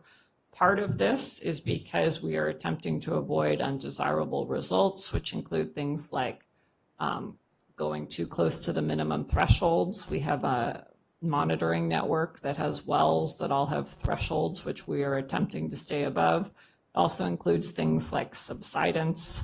And we've agreed that we're avoiding undesirable results as a subbasin. So part of that limit seeks to address that. In terms of how you could make a change to a farm unit, if you bought or sold something, we're proposing using November as this period of reconciliation. So that would be when you could change your farm unit. If something changed before then, you could negotiate it into the sale. We have a refinement provision talking about what happens if you take something out of production. So if you enroll your irrigated acres, they are 100% irrigated in that farm unit, you would have access to sustainable yield and transition water for the farm unit. If you take something out of production, you would still have access to that water. That would essentially incentivize you to take something out as the allocation decreases. We have a refinement that talks about how to calculate acreage. Sustainable yield, we're suggesting for irrigated lands, the sustainable yield is the total acreage. For transitional water, we're suggesting using total acreage if it's at least 80% irrigated as of June 8th, which was the date of the last resolution, or if it's part of active irrigated ag operations or permitted confined animal operations. And then you can group land in your farm unit, as I mentioned, if it was taken out of production between January 2015 and June 8th, 2021. We anticipate there would be credits for surface water supplies, and we've talked through this strategy with the board before. So the benefits and costs are shared proportionally between people in them. So if the county put in 50% of the cost and the grower put in 50% of the cost, the benefits would be shared 50-50, or whatever percent was agreed to up front, but is proportional between costs.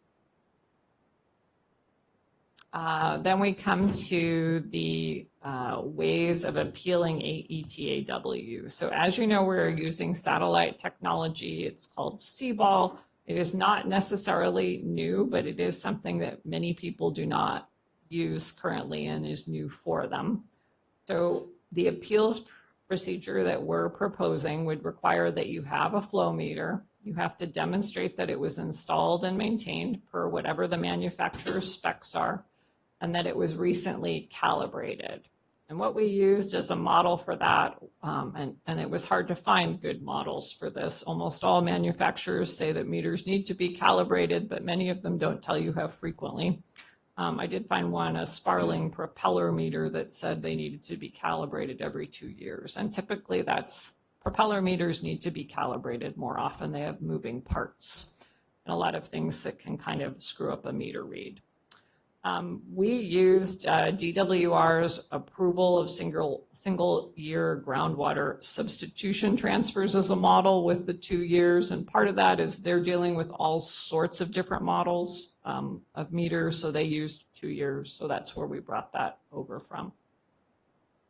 And we have talked with Fresno State if they would be a third party who could look at these appeals for us and look at meter data and look at the ETAW and sort of reconcile them.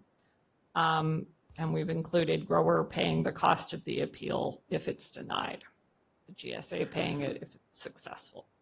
So that is my lengthy summary of all of the refinements within the resolution. I would be glad to answer your questions. Very good. Are there any questions of Stephanie and my colleagues? Yeah, I have one. Thank you. Yeah, when we look at subsection D of the proposal, which would limit the sustainable yield of the, it would limit the following subsequent years of sustainable yield TW to 50% of the allocation. Actually, just the TW, right? That's not the sustainable yield. I would assume they wouldn't be carrying over sustainable yield Right. since we assume it's the first Just water the, use. just the TW. Mm-hmm. I'm going to use a little bit of math to explain my feelings about that. And if you can follow me without it being written down, I'm going to use the terms that we're familiar with to connote that. Allocation minus transition water and sustainable yield equals sustainability eventually. I also have another little formula here. Allocation minus zero equals sustainability. In other words, you're not taking away any water. So therefore, allocation minus the transition water and sustainable yield equals sustainability is the same as allocation minus zero equals sustainability. My point is a very simple point. I said all that to say that taking 50% away from the sustainable or the transition water in the subsequent year really has no bearing on the sustainability plan. It doesn't help it. I mean, it helps it more, but it's a penalty for not using it in the previous year. So you're not going to see that much as a result of that. I think that, in my opinion, there are a lot of reasons that a farmer might fallow their ground for a year. There are a lot of reasons. There are equipment problems, labor problems, maybe the price of the commodity that they're growing is not there. Just a number of reasons. It could be based on the climate and the situation with rain that particular previous year. It could be based on a lot of things.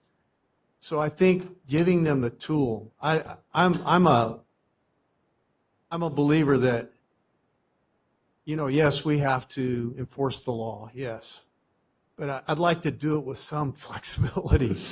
Please, a little bit of flexibility, So I just see item D as a penalty that we could do away with, in my opinion. That's my thoughts.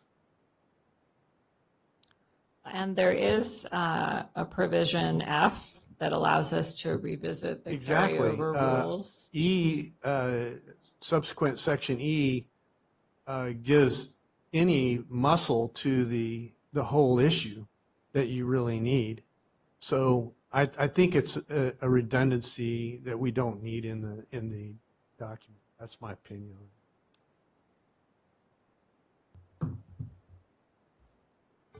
Very good. Are there any other comments from my colleagues? If not, I'd like to open it up to the public.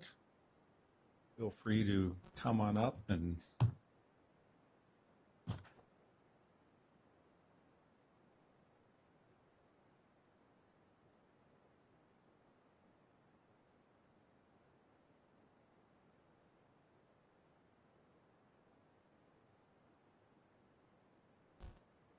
Yeah, Mr. Chairman and members of the Board of Supervisors, I'm Jeff Vanden Heuvel, and I'm with the Milk Producers Council.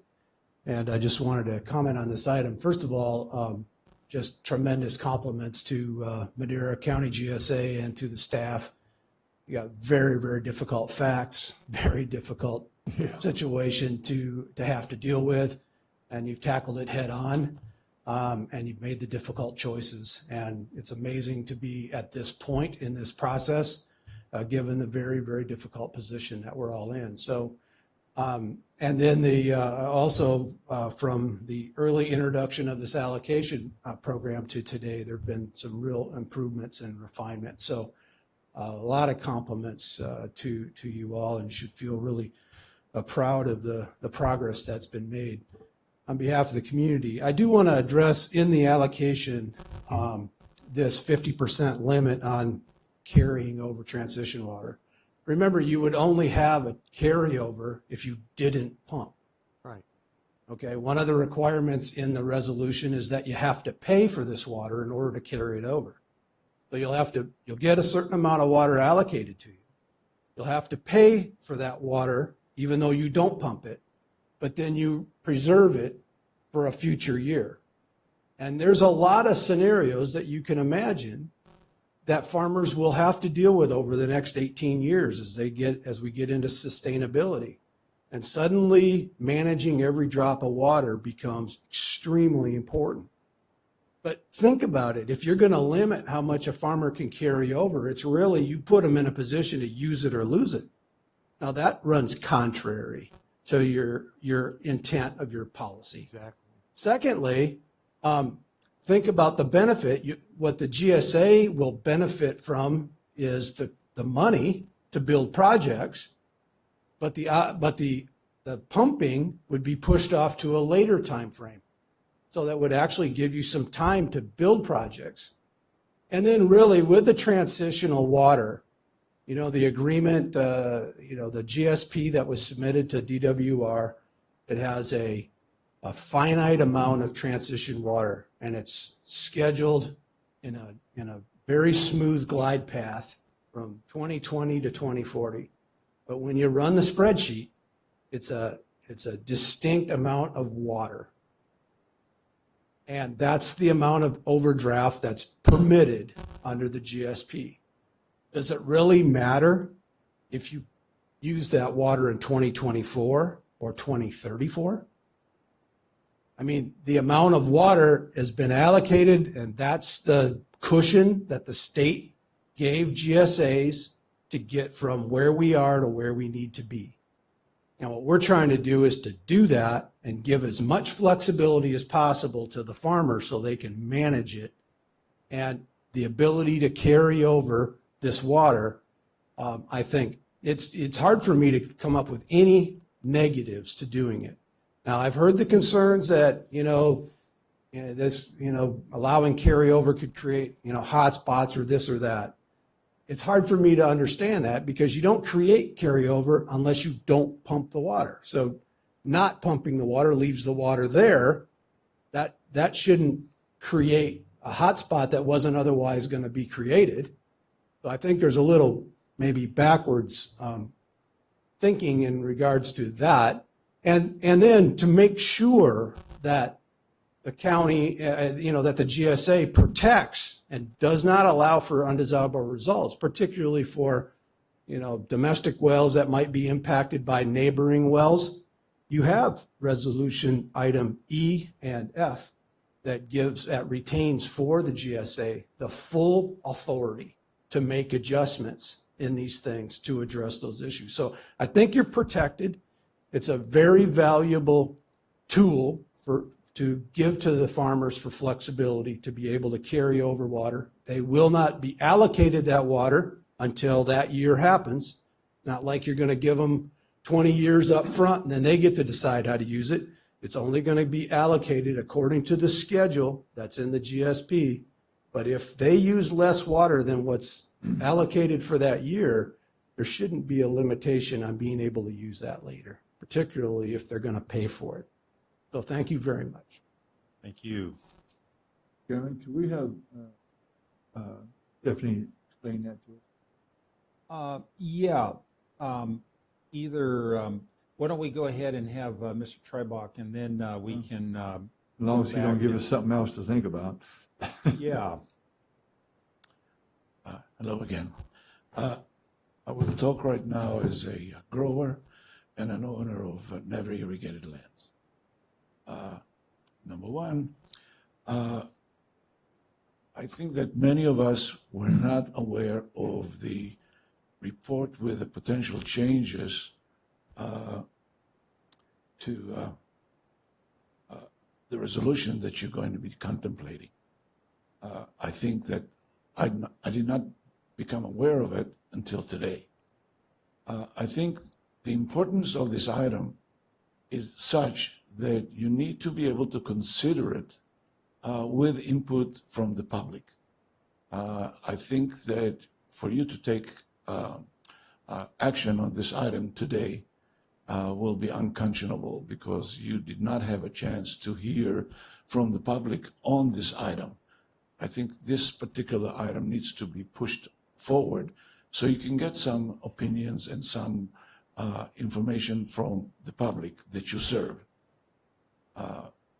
My next comment has to do with the imbalance and unfairness of item C that was basically selected out of the three. And I'd like to point you out to this report that was put out, and I got a hold of it today, where it says that total county Madera acreage is 1,366,925 acres. Field crop acreage, 733,070 acres. Rangeland acres, 387,000. 387,000 is about a third of the acres in Madera County. Yet I find inequality in item C as to how that acreage is being represented here in this chamber. I would like for you to reconsider how you deal with item C now that you have some changes coming. I'm assuming you had enough time to listen to comments from the public, and if there are any conscionable sources in this chambers, I think it would be a good idea for you to reconsider item C and make substantial changes for fairness. I'm hearing the word fairness in some of these presentations, but I don't see much fairness when it comes to this item. Thank you. Thank you. Are there any other members of the public who wish to comment on this item?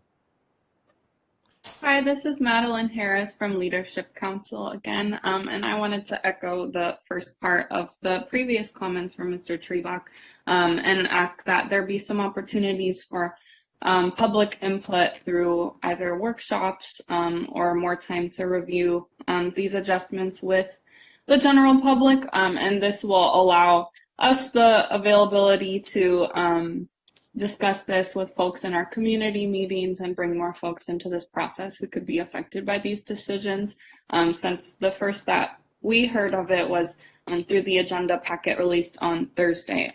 So I'd like to ask for that process as well, so that we can get more public input on it. Thanks. Okay, very good. So Stephanie, there's a number of questions, and I know I have probably a similar question that Pro Tem Wheeler has in regards to the allocation. So with that, Supervisor Wheeler. Yeah, we've had public hearings on this, haven't you? Yes, we had a public workshop, August 2nd, hybrid style, 25 people at the Farm Bureau, 65 on Zoom. So we shared out I want and people to know that we've done that. So. Yes, we did a very similar presentation where we went through frequently asked questions and talked about people's concerns. It was 2 hours roughly. It was advertised, people went. I also know MAWA did an e-blast yesterday where they went over the key elements. So MAWA is the grower association within the so-called white areas. So the information has been out there. We purposely did the workshop earlier in the month so it wouldn't be the week before. And we integrated feedback from the workshop in what you've seen. Very good. So one of the presenters, Jeff, he mentioned the 50% Right. limit as far as the allocation. What would be, and I think that whenever you mentioned it earlier, you mentioned if we were to not have a limit on what could be carried over, there could be some undesirable results. What could be those undesirable results, and do you see merit as far as his discussion or his argument in regards to eliminating the limit? Sure, thank you. So I think there's merit to all of the points that people make. We're doing something really hard.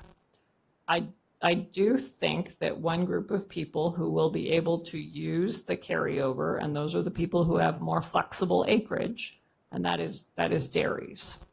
So what we have looked at is that the dairies are predominantly kind of the western management area of the Chowchilla subbasin and then kind of further south in the Madera subbasin. If we see dairies that are using this, they have the potential to concentrate where the pumping occurs. So he's absolutely right. The volume, in fact, is not the issue. It's the fact that you could concentrate pumping. And in terms of undesirable results, I think we would be looking at lowered groundwater levels potentially, or water quality impacts or subsidence. Probably the other piece that could be shared publicly is there are interbasin discussions between Merced, Chowchilla, Madera, and the Delta Mendota.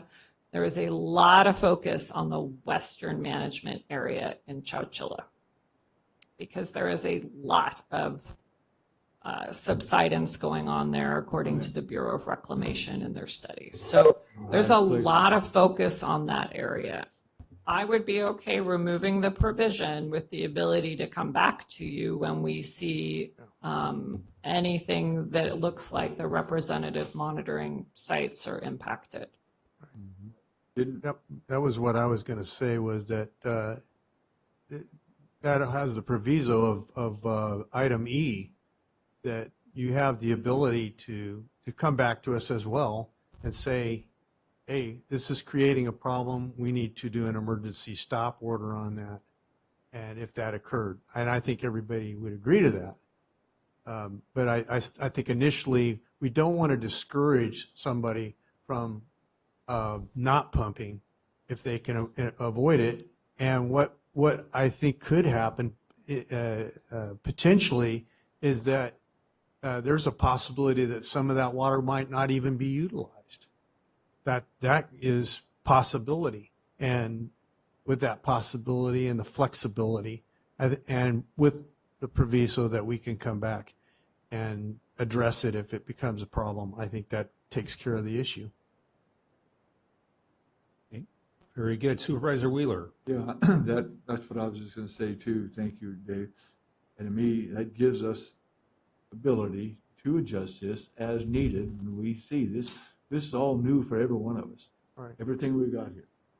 So I think that having that in there is going to protect us from doing any of this kind of stuff that we might have to do 6 months from now, a year from now, year and a half. We don't know. So they don't know. I mean, we all are guesstimating, and we're all doing by what the studies we've had. And Eagle and Madeline talking about, more public comment on this. I mean, I can't help it when we have these public hearings and the people don't show up. We advertise it and we do it. So we got to move forward with this. I don't want to slow it down one iota either. Okay? That's my opinion. Very good. Thank you. If we remove, I'd like to see the limit on the allocation as far as the next year from 50%, eliminate that. I mean, if people are buying their water and it's simply because of moving it around, and then we have an issue, then, we can revisit it based on that particular item. So you're saying take it out and Rob, take the 50% out? Right. To be clear, this is 6D. 6D. Yeah. Yeah. And what it would mean is if people, as far as a carryover of their allocation, they could carry over everything, but 100%. 100%. But if because they're paying for it, and if the point was made that if they're only able to carry over 50%, then they're losing out. They've already paid for it, but losing out on that allocation. So at the end of the day, it's no more, no less as far as the use goes. What do you feel about that? I am okay with removing D, 6D. You ready for a motion, Mr. Chair? If there's, it looks like we have one more public comment. Okay.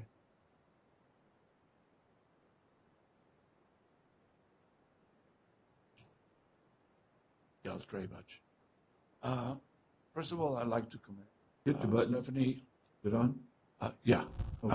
I'd like to commend Stephanie and her staff for all the hard work that they're doing. There's one thing when you're going to a hearing and you're hearing discussions, it's great. You get educated, you can have input, but you don't know what's going to come out until you see the final report. Okay? And that final report is going to tell you whether it's something that you agree with or there is an opinion you want to put out in order to be able to negate some of the things in the report. And I think that's the point I was trying to make before. Yes, we were very aware of the meetings and we got noticed. And I think Stephanie and her staff are doing a great job, trying to make sure that everybody is aware.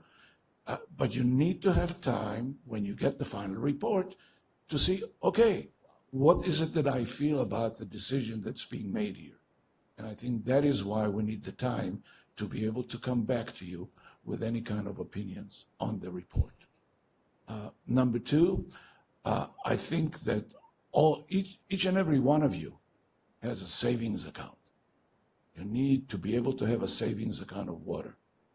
And if you're going to be running your business and say, okay, I'm not going to do this I'm not going to spend that money. I'm going to put that money aside, whether it's money or water, in order to be used later. That should not be taken away from you. Thank you. Thank you. If there's no other comments from the public, I'll bring it back to the board for action. I'll move that we pass this resolution and of allocation refinements, removing item D from the resolution. Does that cover that? Yes, just to clarify, 60. I don't think there is any other D, 60, but I'm sorry, yeah. want to make sure. Okay. Second. We have a motion and a second. Roll call vote, please. Supervisor Rogers? Yes. Supervisor Wheeler? Yes. Supervisor Gonzalez? Yes. Chairman Poitras? Yes. Vote passes 4-0. Okay, very good. I'd like Thank to you. apologize for stepping out. Just received a call. My mom is in the process of passing, so I'm going to remove myself from the dais and head that way. Thank you for your understanding. Very good. In fact, what we will do is we will take a break and reconvene at 1:30. Thank you.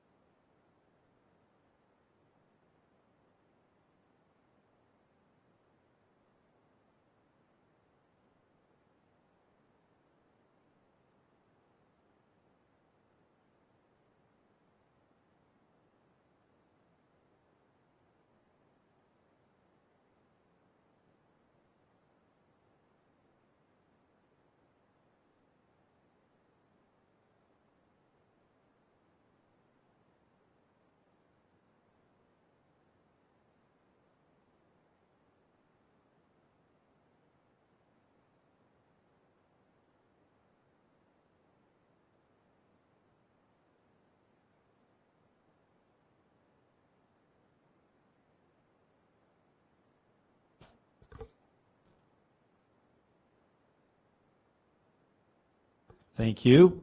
Good afternoon, everybody, and I'd like to apologize to everyone who had the opportunity to sit through this morning's sessions. Hopefully it was educational and beneficial, and but we're looking forward to hearing from you this afternoon. So we'll start off with item 6A, and this is the presentation of the 2020 Madera County Crop and Livestock Report by the Agricultural Commissioner. Good afternoon, Chairman and members of the board. Let me get the PowerPoint set up. All right.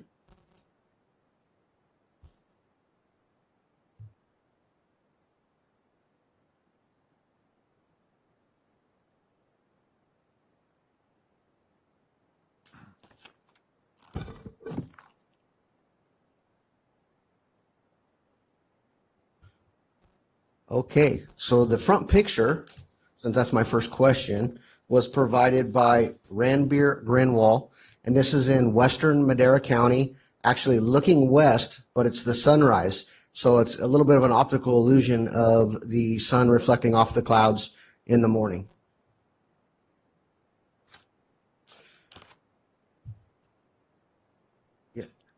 So it's my pleasure to present the 2020 Crop and Livestock Report.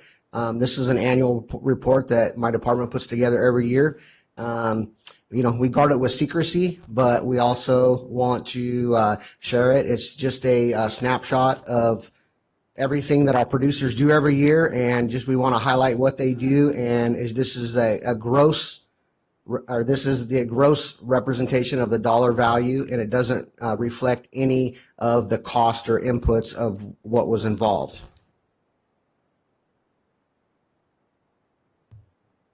So for this year in 2020, the gross production in Madera County was $1,949,532,000. So what this represents is a $52,333,000 decrease in gross production, which is about a 2.6% reduction from 2019. So here's just some highlights of the top crops in 2020. Almonds and milk remained number 1 and number 2. Pistachios moved up to the number 3 position, and that pushed grapes down to the number 4. And one thing else I'd like to highlight on here, figs came in at number 7, and they were not in our top 10 last year.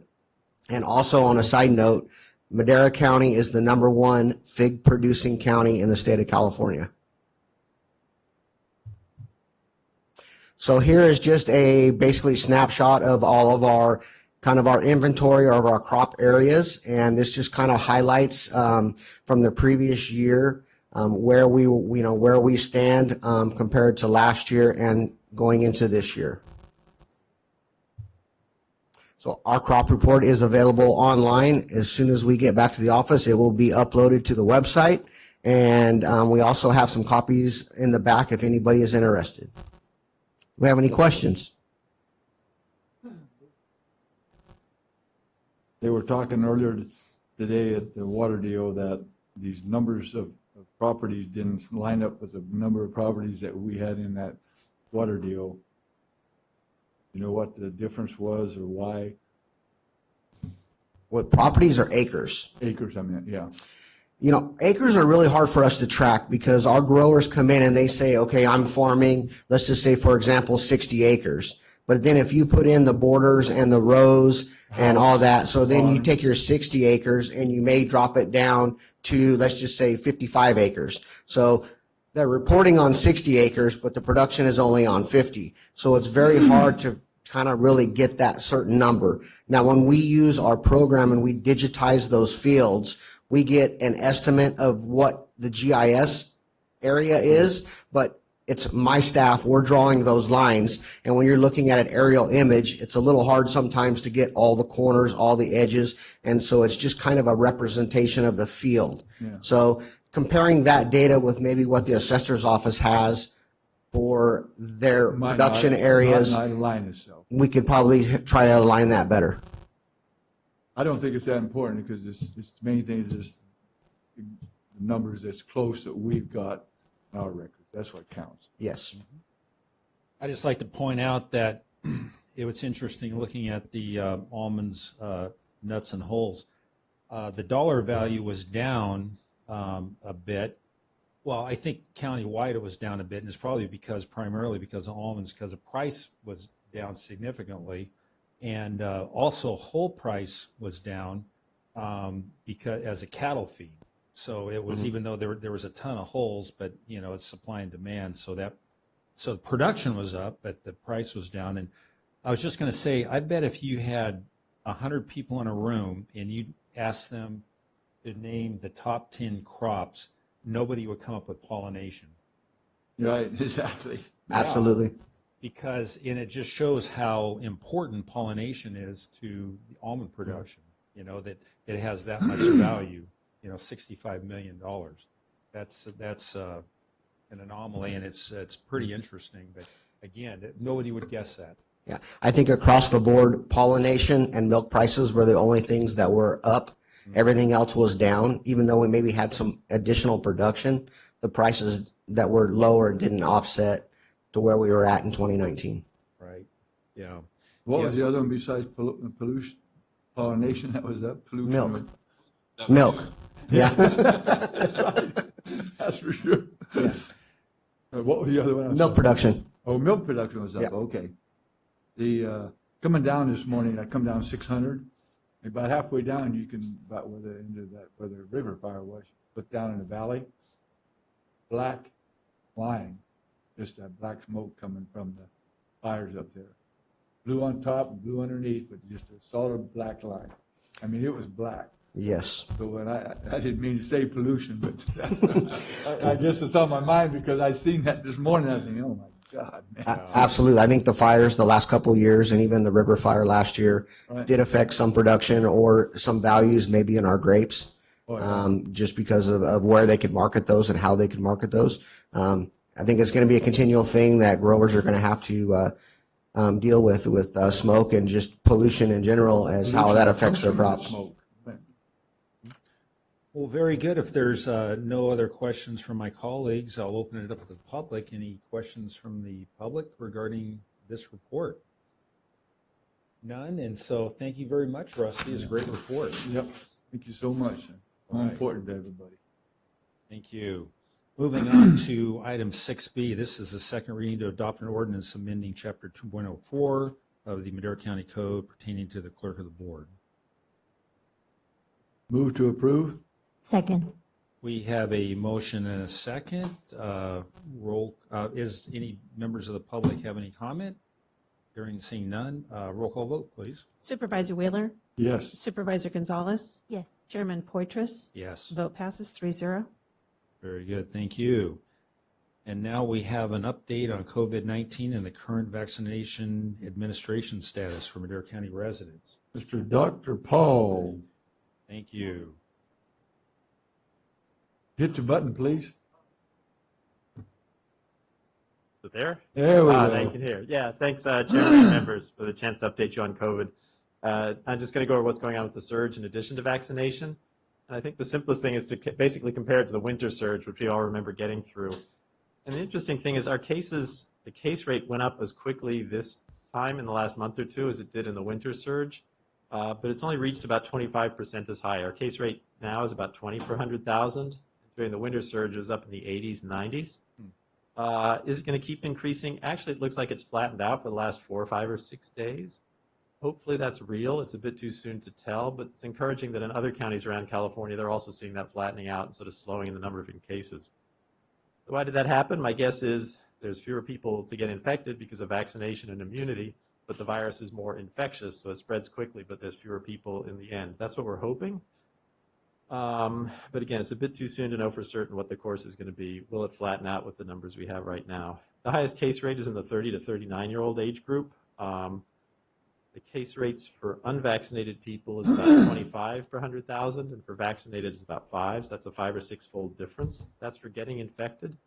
Differences are much larger between the two groups for getting hospitalized and for mortality. Our people got hospitalized. Just like our case rate went up, our hospitalizations have gone up as quickly as they did in the winter surge. They went up very quickly. They're still significantly lower than that, but the hospital system is already stressed out in the San Joaquin Valley. You're already seeing patients piling up in the emergency room and other hospitals looking to move patients to areas with more capacity. The problem this time around is really hospital staffing. And last time that was partly solved by bringing in staff from elsewhere, and that's basically impossible right now. Such a huge demand all over the country, you can't attract staff. So the plan to deal with this is basically by what they call level loading, moving patients to hospitals that do have capacity. The problem for that in the San Joaquin Valley is this area entirely is kind of short on beds compared to the rest of the state. So if you're moving patients, a lot of times you'd be moving them a significant distance, which is really hard on families and the patients.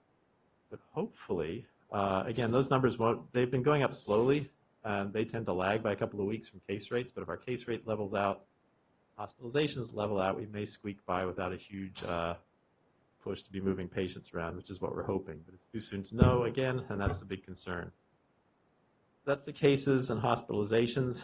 Again, they took off as quickly as the surge, but it's not clear how much they're going to continue to increase, and we'll see. The other big issue in Madera right now is schools have reopened. Actually, Madera schools opened about a week or so earlier than most other large school districts. And it's challenging. There's a lot of differences in the school guidance. And what we're seeing in the beginning is kids have contracted COVID in the community and in class, because they go to 6 or 7 classes, that's 5 or 6 kids are considered close contacts in each class. You might get 30 kids considered close contacts in gym because there's no seating. So one child can have 60 or 70 contacts by the end of the day. The Big difference now is if they're wearing masks, the kids do not have to quarantine at home. They can stay in school, but we try to test them twice during the week to make sure if they're not having symptoms that they don't have COVID.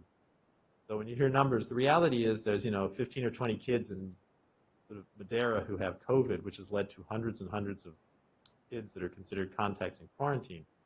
If you take a step back, the reality is you have 15 or 20 kids with almost always a mild respiratory illness and hundreds of kids in quarantine. So if you just look at the kids that are at school, it's not that many. If you look at what the schools are trying to manage, the number of kids that they have to keep track of and test, the numbers are huge. So testing is really becoming a giant challenge for the schools right now. Also because in addition, they're going to have to start testing on any unvaccinated staff. We've been talking with the school districts trying to see how they can make it more efficient, increase testing so as to be able to keep up with that. Other districts in the state, some have given up on the modified quarantine. They're like, we can't test, the kids will just have to go quarantine at home. And that's really kind of a disaster because the whole goal is to keep kids cool. And in the past, wearing masks in school, there's been very little transmission. We have not seen in-school transmission yet, but it's a bit too soon to know. So we're all kind of holding our breath the next couple of weeks. And if all we're seeing is kids catch COVID outside, in school it doesn't spread, we'll be okay. There'll be a lot of testing going on. There'll be some kids out with COVID, but that's very different than if we saw kids going to school and a lot of the kids in the classroom catching COVID. That would be a big problem, but we didn't see that in the past. We haven't seen that yet, and that's what we're really keeping an eye out for the next couple of weeks. Other issues, testing is still available at the fairgrounds. Vaccination sites are changing a lot. The vaccination site at the fairgrounds is closed, but we're still doing mobile sites and obviously a lot of days at the public health department. Increase in vaccination is increasing. We've doubled from our lows about 1,000 per week. Now it's gone up to 2,000. A lot of people are becoming interested in vaccination now. I was just on a call, kids were talking about it at the schools. They have realized that if they want to keep playing sports without everybody getting quarantined, get vaccinated and they won't be missing so many games and practices. So I think that's going to continue to increase. We have incentives, both refer a friend and at school sites who've been doing the first 100 get a financial incentive. That's been very effective. We're getting 100, 150 students coming through as opposed to 15 to 20, which was happening before. So that's going well. Again, vaccination sites are changing. There's a lot of changes in how they're being supported. So if somebody wants to get vaccinated, check on My Turn, the state website, or obviously the health department website to see where to go. And I think the last thing that there's a lot of questions about are the booster shots. For anybody who's immunosuppressed, the state is still sorting out My Turn and how to sign up for a booster shot. But already if somebody shows up looking for a booster shot, we will accept self-attestation and get them their vaccine. They can wait 4 or 5 days. It might be simpler. They'll be able to do it online and make an appointment as opposed to just sort of being, working with the system. But we already started that. Valley Children's has started that as they have a large immunosuppressed population as well. And that will be keeping us significantly more busy. And the real issue will be if later in the year, what they're talking about in a month or two, they start recommending booster shots for everybody who's out 8 months In a out month or or two, so. you said they'll be about ready? Yeah, and that will be challenging just as far as the number of people who will need vaccinating again. But we'll see. The first thing, I think our biggest challenge right now is to get the schools open, help them with testing and our vaccine efforts. Again, the big issue is where's the surge in hospitalizations going to go? Is it going to level off now, in which case we're sort of barely getting by? Or if the hospitalizations increase more, it's going to be a real crunch with trying to find beds for patients. Yeah, that's my major points. Question? Very good. Supervisor Wheeler. Yeah. I read your reports when they come out, from your staff and stuff every day. When they do coming out today, right? What, do you still have any better percentage on the Delta variant yet? Oh, we just assume basically everything's Delta at this point. There's two, they have to sequence the virus and they sequence them and they're a few weeks behind and they don't sequence hundreds. Right. So if you see a number like there's 100 cases identified in Madera, that's because they only sequenced 100 and 100% of what they sequenced was Delta. It's like 95%. So basically throughout the state, almost all the cases are Delta. So when you see the numbers of cases, that's just the number they sequenced. But if you look at what percent of the ones that they sequenced, it's all Delta, and you can see it's replaced all the other strains. So we're just basically assuming. In fact, now you're really sequencing not to check if it's Delta, but to make sure something new hasn't shown it. Because at this point, everybody assumes it's all Delta variant. For the last 2 or 3 weeks, we've had 1 or 2 people in our government building here get it and have to, quarantine certain people and stuff. why don't we make a rule that all of our employees have to be vaccinated or tested weekly? The counties are talking about that, schools, I mean, not schools, but government facilities are talking about that, even some of the big businesses. And I think that's very important. I'm tired of wearing this stupid mask. And, these people who don't get it pisses me off, period. Supervisor Wheeler, we have already begun implementing that. So you have to attest that you've been vaccinated, and if you haven't, this is the week that we're ramping up testing the people who either don't want to attest that they've been vaccinated, even if they have been, or the non-vaccinated. One of the things that we've noted is more than 50% of the county employees who've received that you've received the emails on recently, they've all been vaccinated previously. So it's just a indication of how, I guess I'll call it viral, the Delta variant is. You can get it if you're vaccinated or Yeah, not I know you vaccinated. can get it when you do it, because a friend of mine just called me yesterday and said her husband got it and he'd been vaccinated. Pretty sick from it. I know it's out there, but we can't, help control it. It just irks me. I just don't, these lazy suckers don't want to get shot, stay home and don't get no pay. I wouldn't give them nothing. You can just stay home. I don't care. This You kind know? of move, the state has mandated it for all healthcare workers, and the two groups that put the most vulnerable people at risk are in healthcare, right? Because you don't have any choice about being in the hospital, and how can you have people with actually having infectious COVID there? So that makes a lot of sense, and also to avoid staffing shortages, and it's a medical environment, so people kind of know, learn about why it makes sense.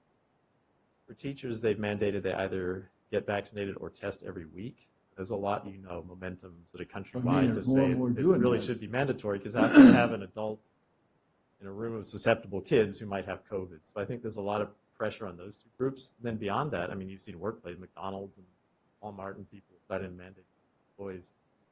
And I think it's happening step by step. They also want to see what pushback is for trying to get it done in healthcare. They haven't said it would happen to teachers. Right now it's just vaccine or testing. But I think other places are going to start mandating vaccination. A lot of in nationwide news yesterday said that most of the ones that's getting it now is 20 to 30 up to 50 now.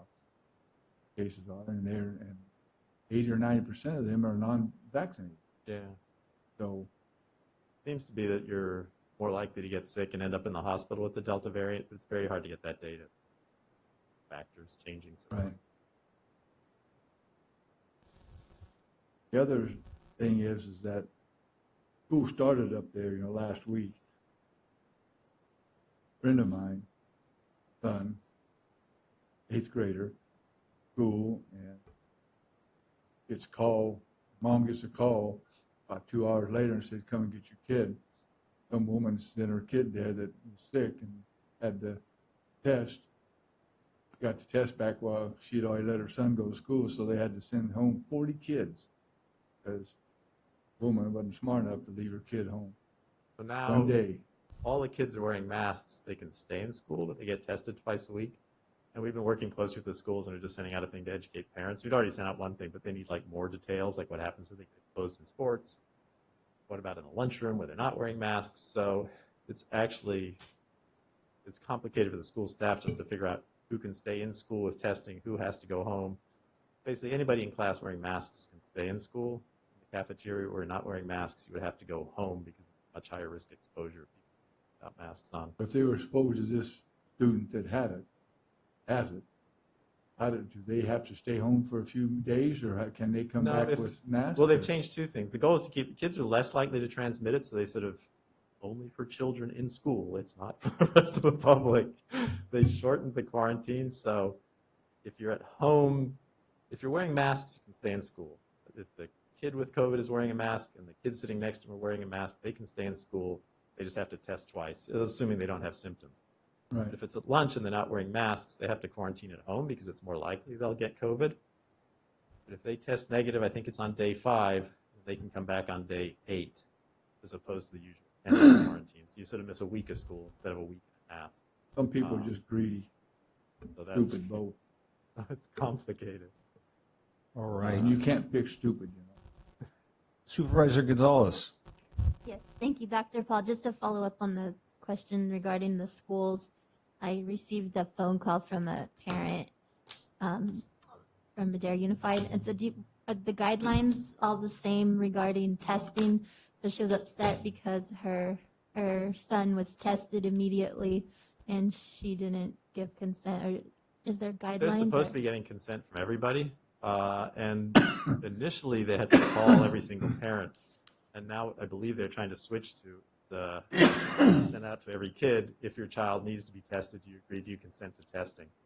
So they are asking for consent. That got missed. That was an error, but I believe they're asking for consent for everybody. You have to get consent to test. Okay, thank you. I don't know if there's an age at which kids, I forget the age at which kids consent to their own testing, so I don't know if it's a second grader versus a 17 or 18-year-old makes it well. But the schools are pretty good at getting consent. They do it for else, so partly it's, I think, just happens so suddenly. There are processes in place for that consent as well to be routine. Thank you. All right, thank you. If there's no other comments, questions from the board, I'll open it up to the public. Are there any members of the public who have any comments, questions? Hearing and seeing none. Thank you very much, Dr. Ball. Great. Thank you all very much. Thanks, sir. All right. Moving on to 6D. This is discussion and direction on the implementation of Prop 218 to add a consumer price index on the sewer rates in Oakhurst, MD 22A. Good afternoon, Mr. Chairman, members of the board. Andrea Saldati, Deputy Director with Public Works. So the MD22A Oakhurst Sewer Advisory Committee did ask us to bring before your board the implementation of a CPI on their current rate. Their current rate was last set in 2007. It did have a CPI when it was set. That has since expired.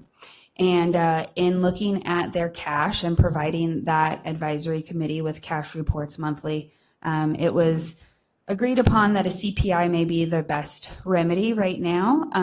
We will be going through a rate study for the district, but that rate study will take a few months before it is complete and then before it is implemented as well. And not knowing the results of what that rate study would be, a CPI seems to be the best course of action at this point to get them some more cash into their district. The current CPI is 3.9%. Their rate would go from $52.66 to $54.71. At this point, the Sewer Advisory Committee does agree that this is something that is needed, and with direction from your board, we would move forward with sending out the Prop 218 notices for the public hearing. Those notices would be sent out before the end of this week, and the public hearing would be set for October 5th. With that, I'm here for any questions. Very good. Any questions regarding this item? I'd just make a statement that they've went over and over this, boy, at those meetings the last couple, 3 or 4 months. So poor Andrea and Matt and Bill and Jared, everybody's been hammered, rehammered, and knocked over with this committee. So it's, thanks for bringing this up because it's time to move forward with this. So. Very good. Any comments or questions from the public? Hearing and Move seeing. to approve. Second. Actually, this isn't, yeah, we don't have to vote. It's just discussion we don't and have to? direction. So do you have direction? I do. All right. Thank you. Move to approve. There you go. Very good. Thank you, guys. Super. Okay, let's move on to supervisor and staff reports. I'll start on my left, Supervisor Gonzalez. And nothing to report. Okay, Supervisor Wheeler. I just, like I said before, we had that Central Valley Town Hall with Commissioner Para, that didn't show up, so. Yeah, it's too bad. Yeah. So the only thing I'd report is, it seems like it was a month or two ago, and I don't remember what, I thought it was Supervisor Frazier, but it might have been you, Tom, who were interested in seeing the pictures up there, and the guys who were supervisors when the building is open maybe change to the current supervisors. Okay, so is you. Okay, It good. was both of us. We all talked about it. Okay. We even talked. Okay, good. Time to move forward. Yeah, time to move forward. So, Today. yeah. So I think that that's what the deal was to change those out to the current supervisors. I'm not sure, and then there was some discussion about doing something else, but, with the pictures up there, but I'm not sure that we need to at this time. And I didn't want to move forward with anything without opening it up to my colleagues. So is that seemed to be the extent of probably what we need to do at this point, just change those out. Change them out. Okay. So it's always current up on top. Okay. It'll be down at the bottom. All right, very good. So you have direction? Okay, outstanding, thank you. I'll open it up. CAO Varney. Thank you, Mr. Chairman. At the board's August 3rd meeting, you requested an update on what Madera County is doing with the emergency rental assistance program. So we have Maddie and a number of other staff members here to give you an update on that. Okay. What you guys were waiting for? Yes. Oh, God. Good The best afternoon. for last. I thought you just wanted to hear us talk. Good afternoon, Mr. Chairman, members of the board, Jessica Leone, County Administration, and I'm here with Maddie Mendez and her team from CAPMC. And Baldwin Moy should be joining us online. And we are here to give you all an update on how Madera County is doing with the Emergency Rental Assistance Program. As you are aware, the county did contract with Madera Coalition, which is Baldwin, and CAPMC, and we contracted with these two entities to provide outreach to the community and assist the county residents with the application process. So with that, I'm going to turn it over to Maddie. She has a quick presentation to provide you with some numbers and statistics on how everything is looking here in the county.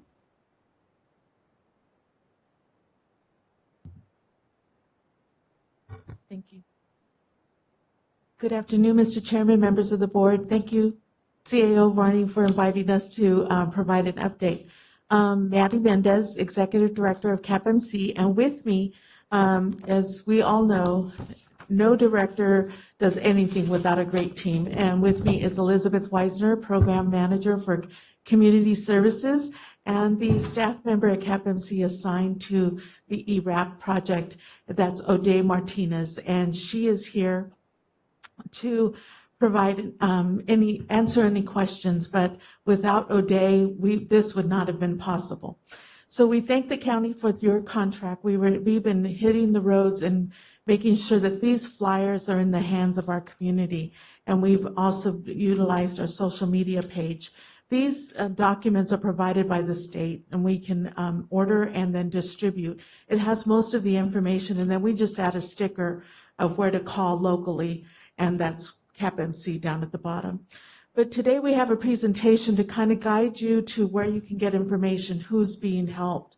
So the next slide is the application, as we know, is all at the state level. The U.S. Treasury approved this funding, and counties like ours, less than 200,000, that allocation went to the state. So Madera County received 11.2 million. And it is at the state level, and the app that was created for this project, ERAP, was Housing is Key. Everything goes through Housing is Key. So a community member, a renter or landlord, contacts Housing is Key right now.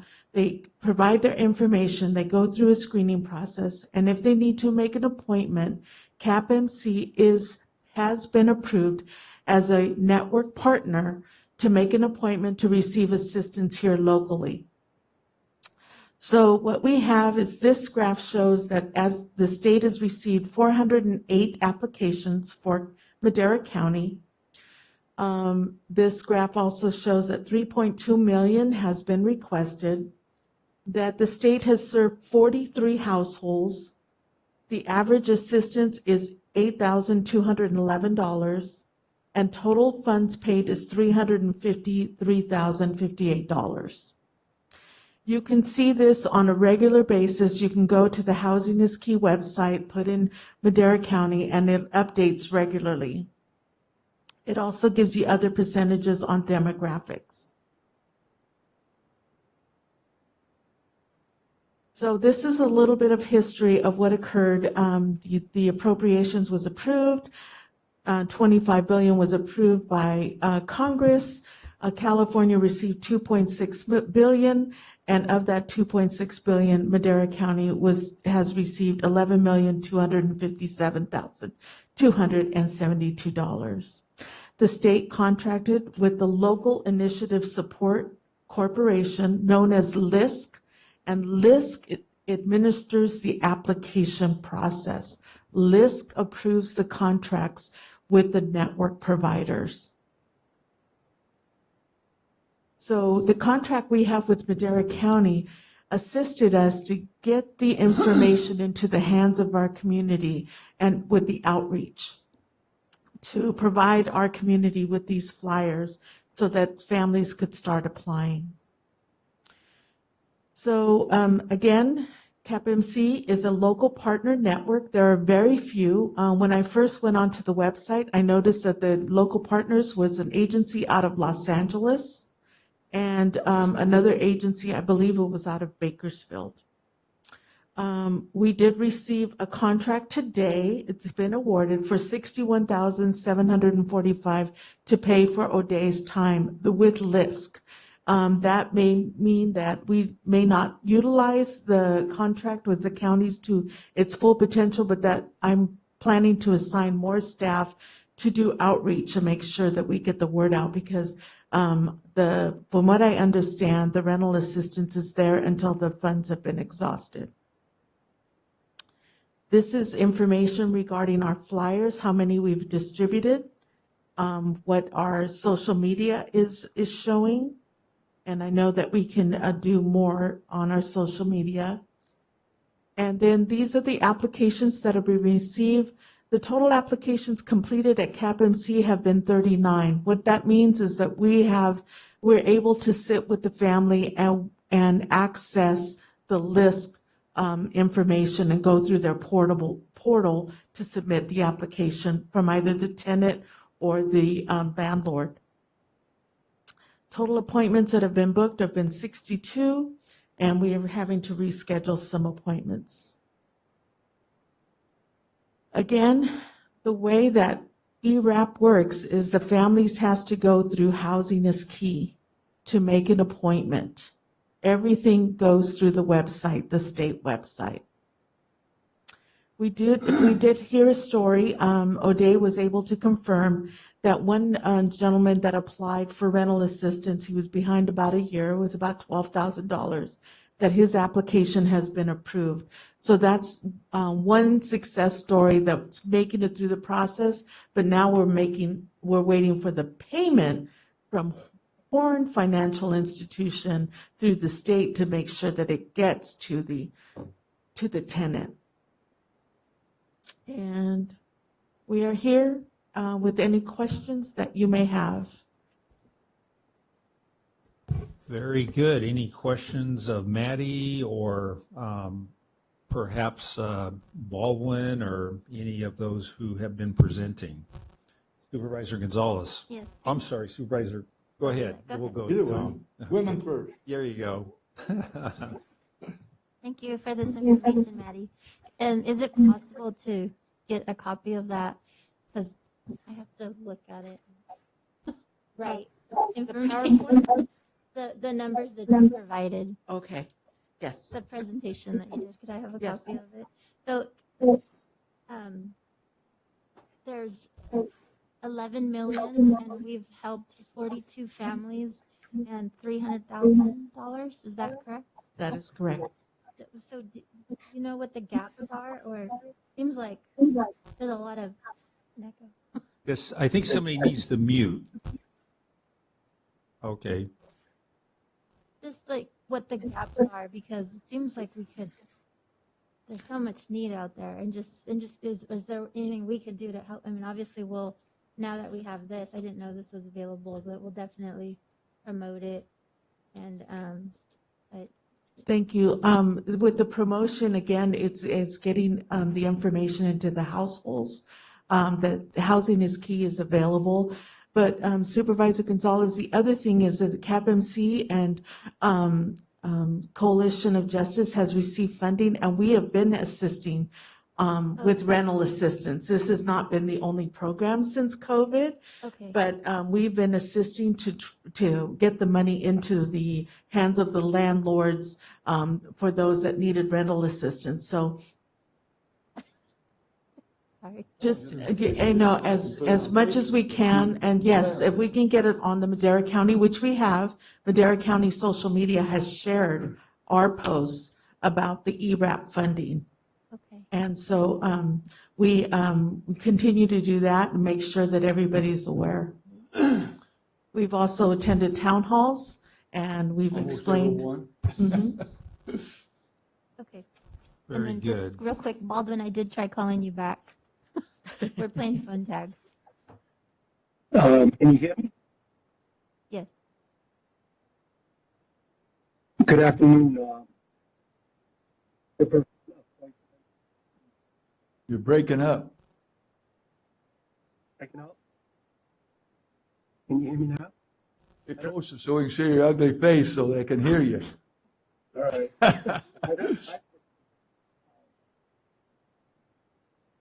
Let me kind of add. It's still breaking up, Baldwin. Okay. Can't hear you at all. Go first.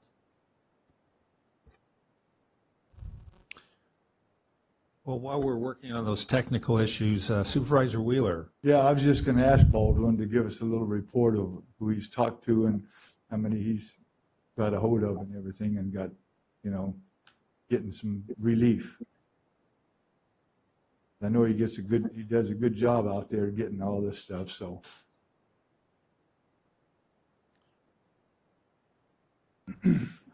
Again, You started to say something and then it went away. Your speaker line must be broke. I'm not sure.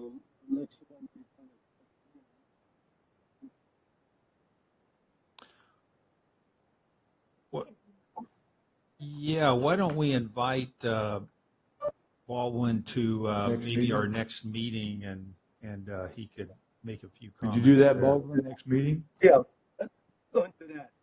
Okay. Okay, very good. I look forward to seeing and hearing from you then. Super.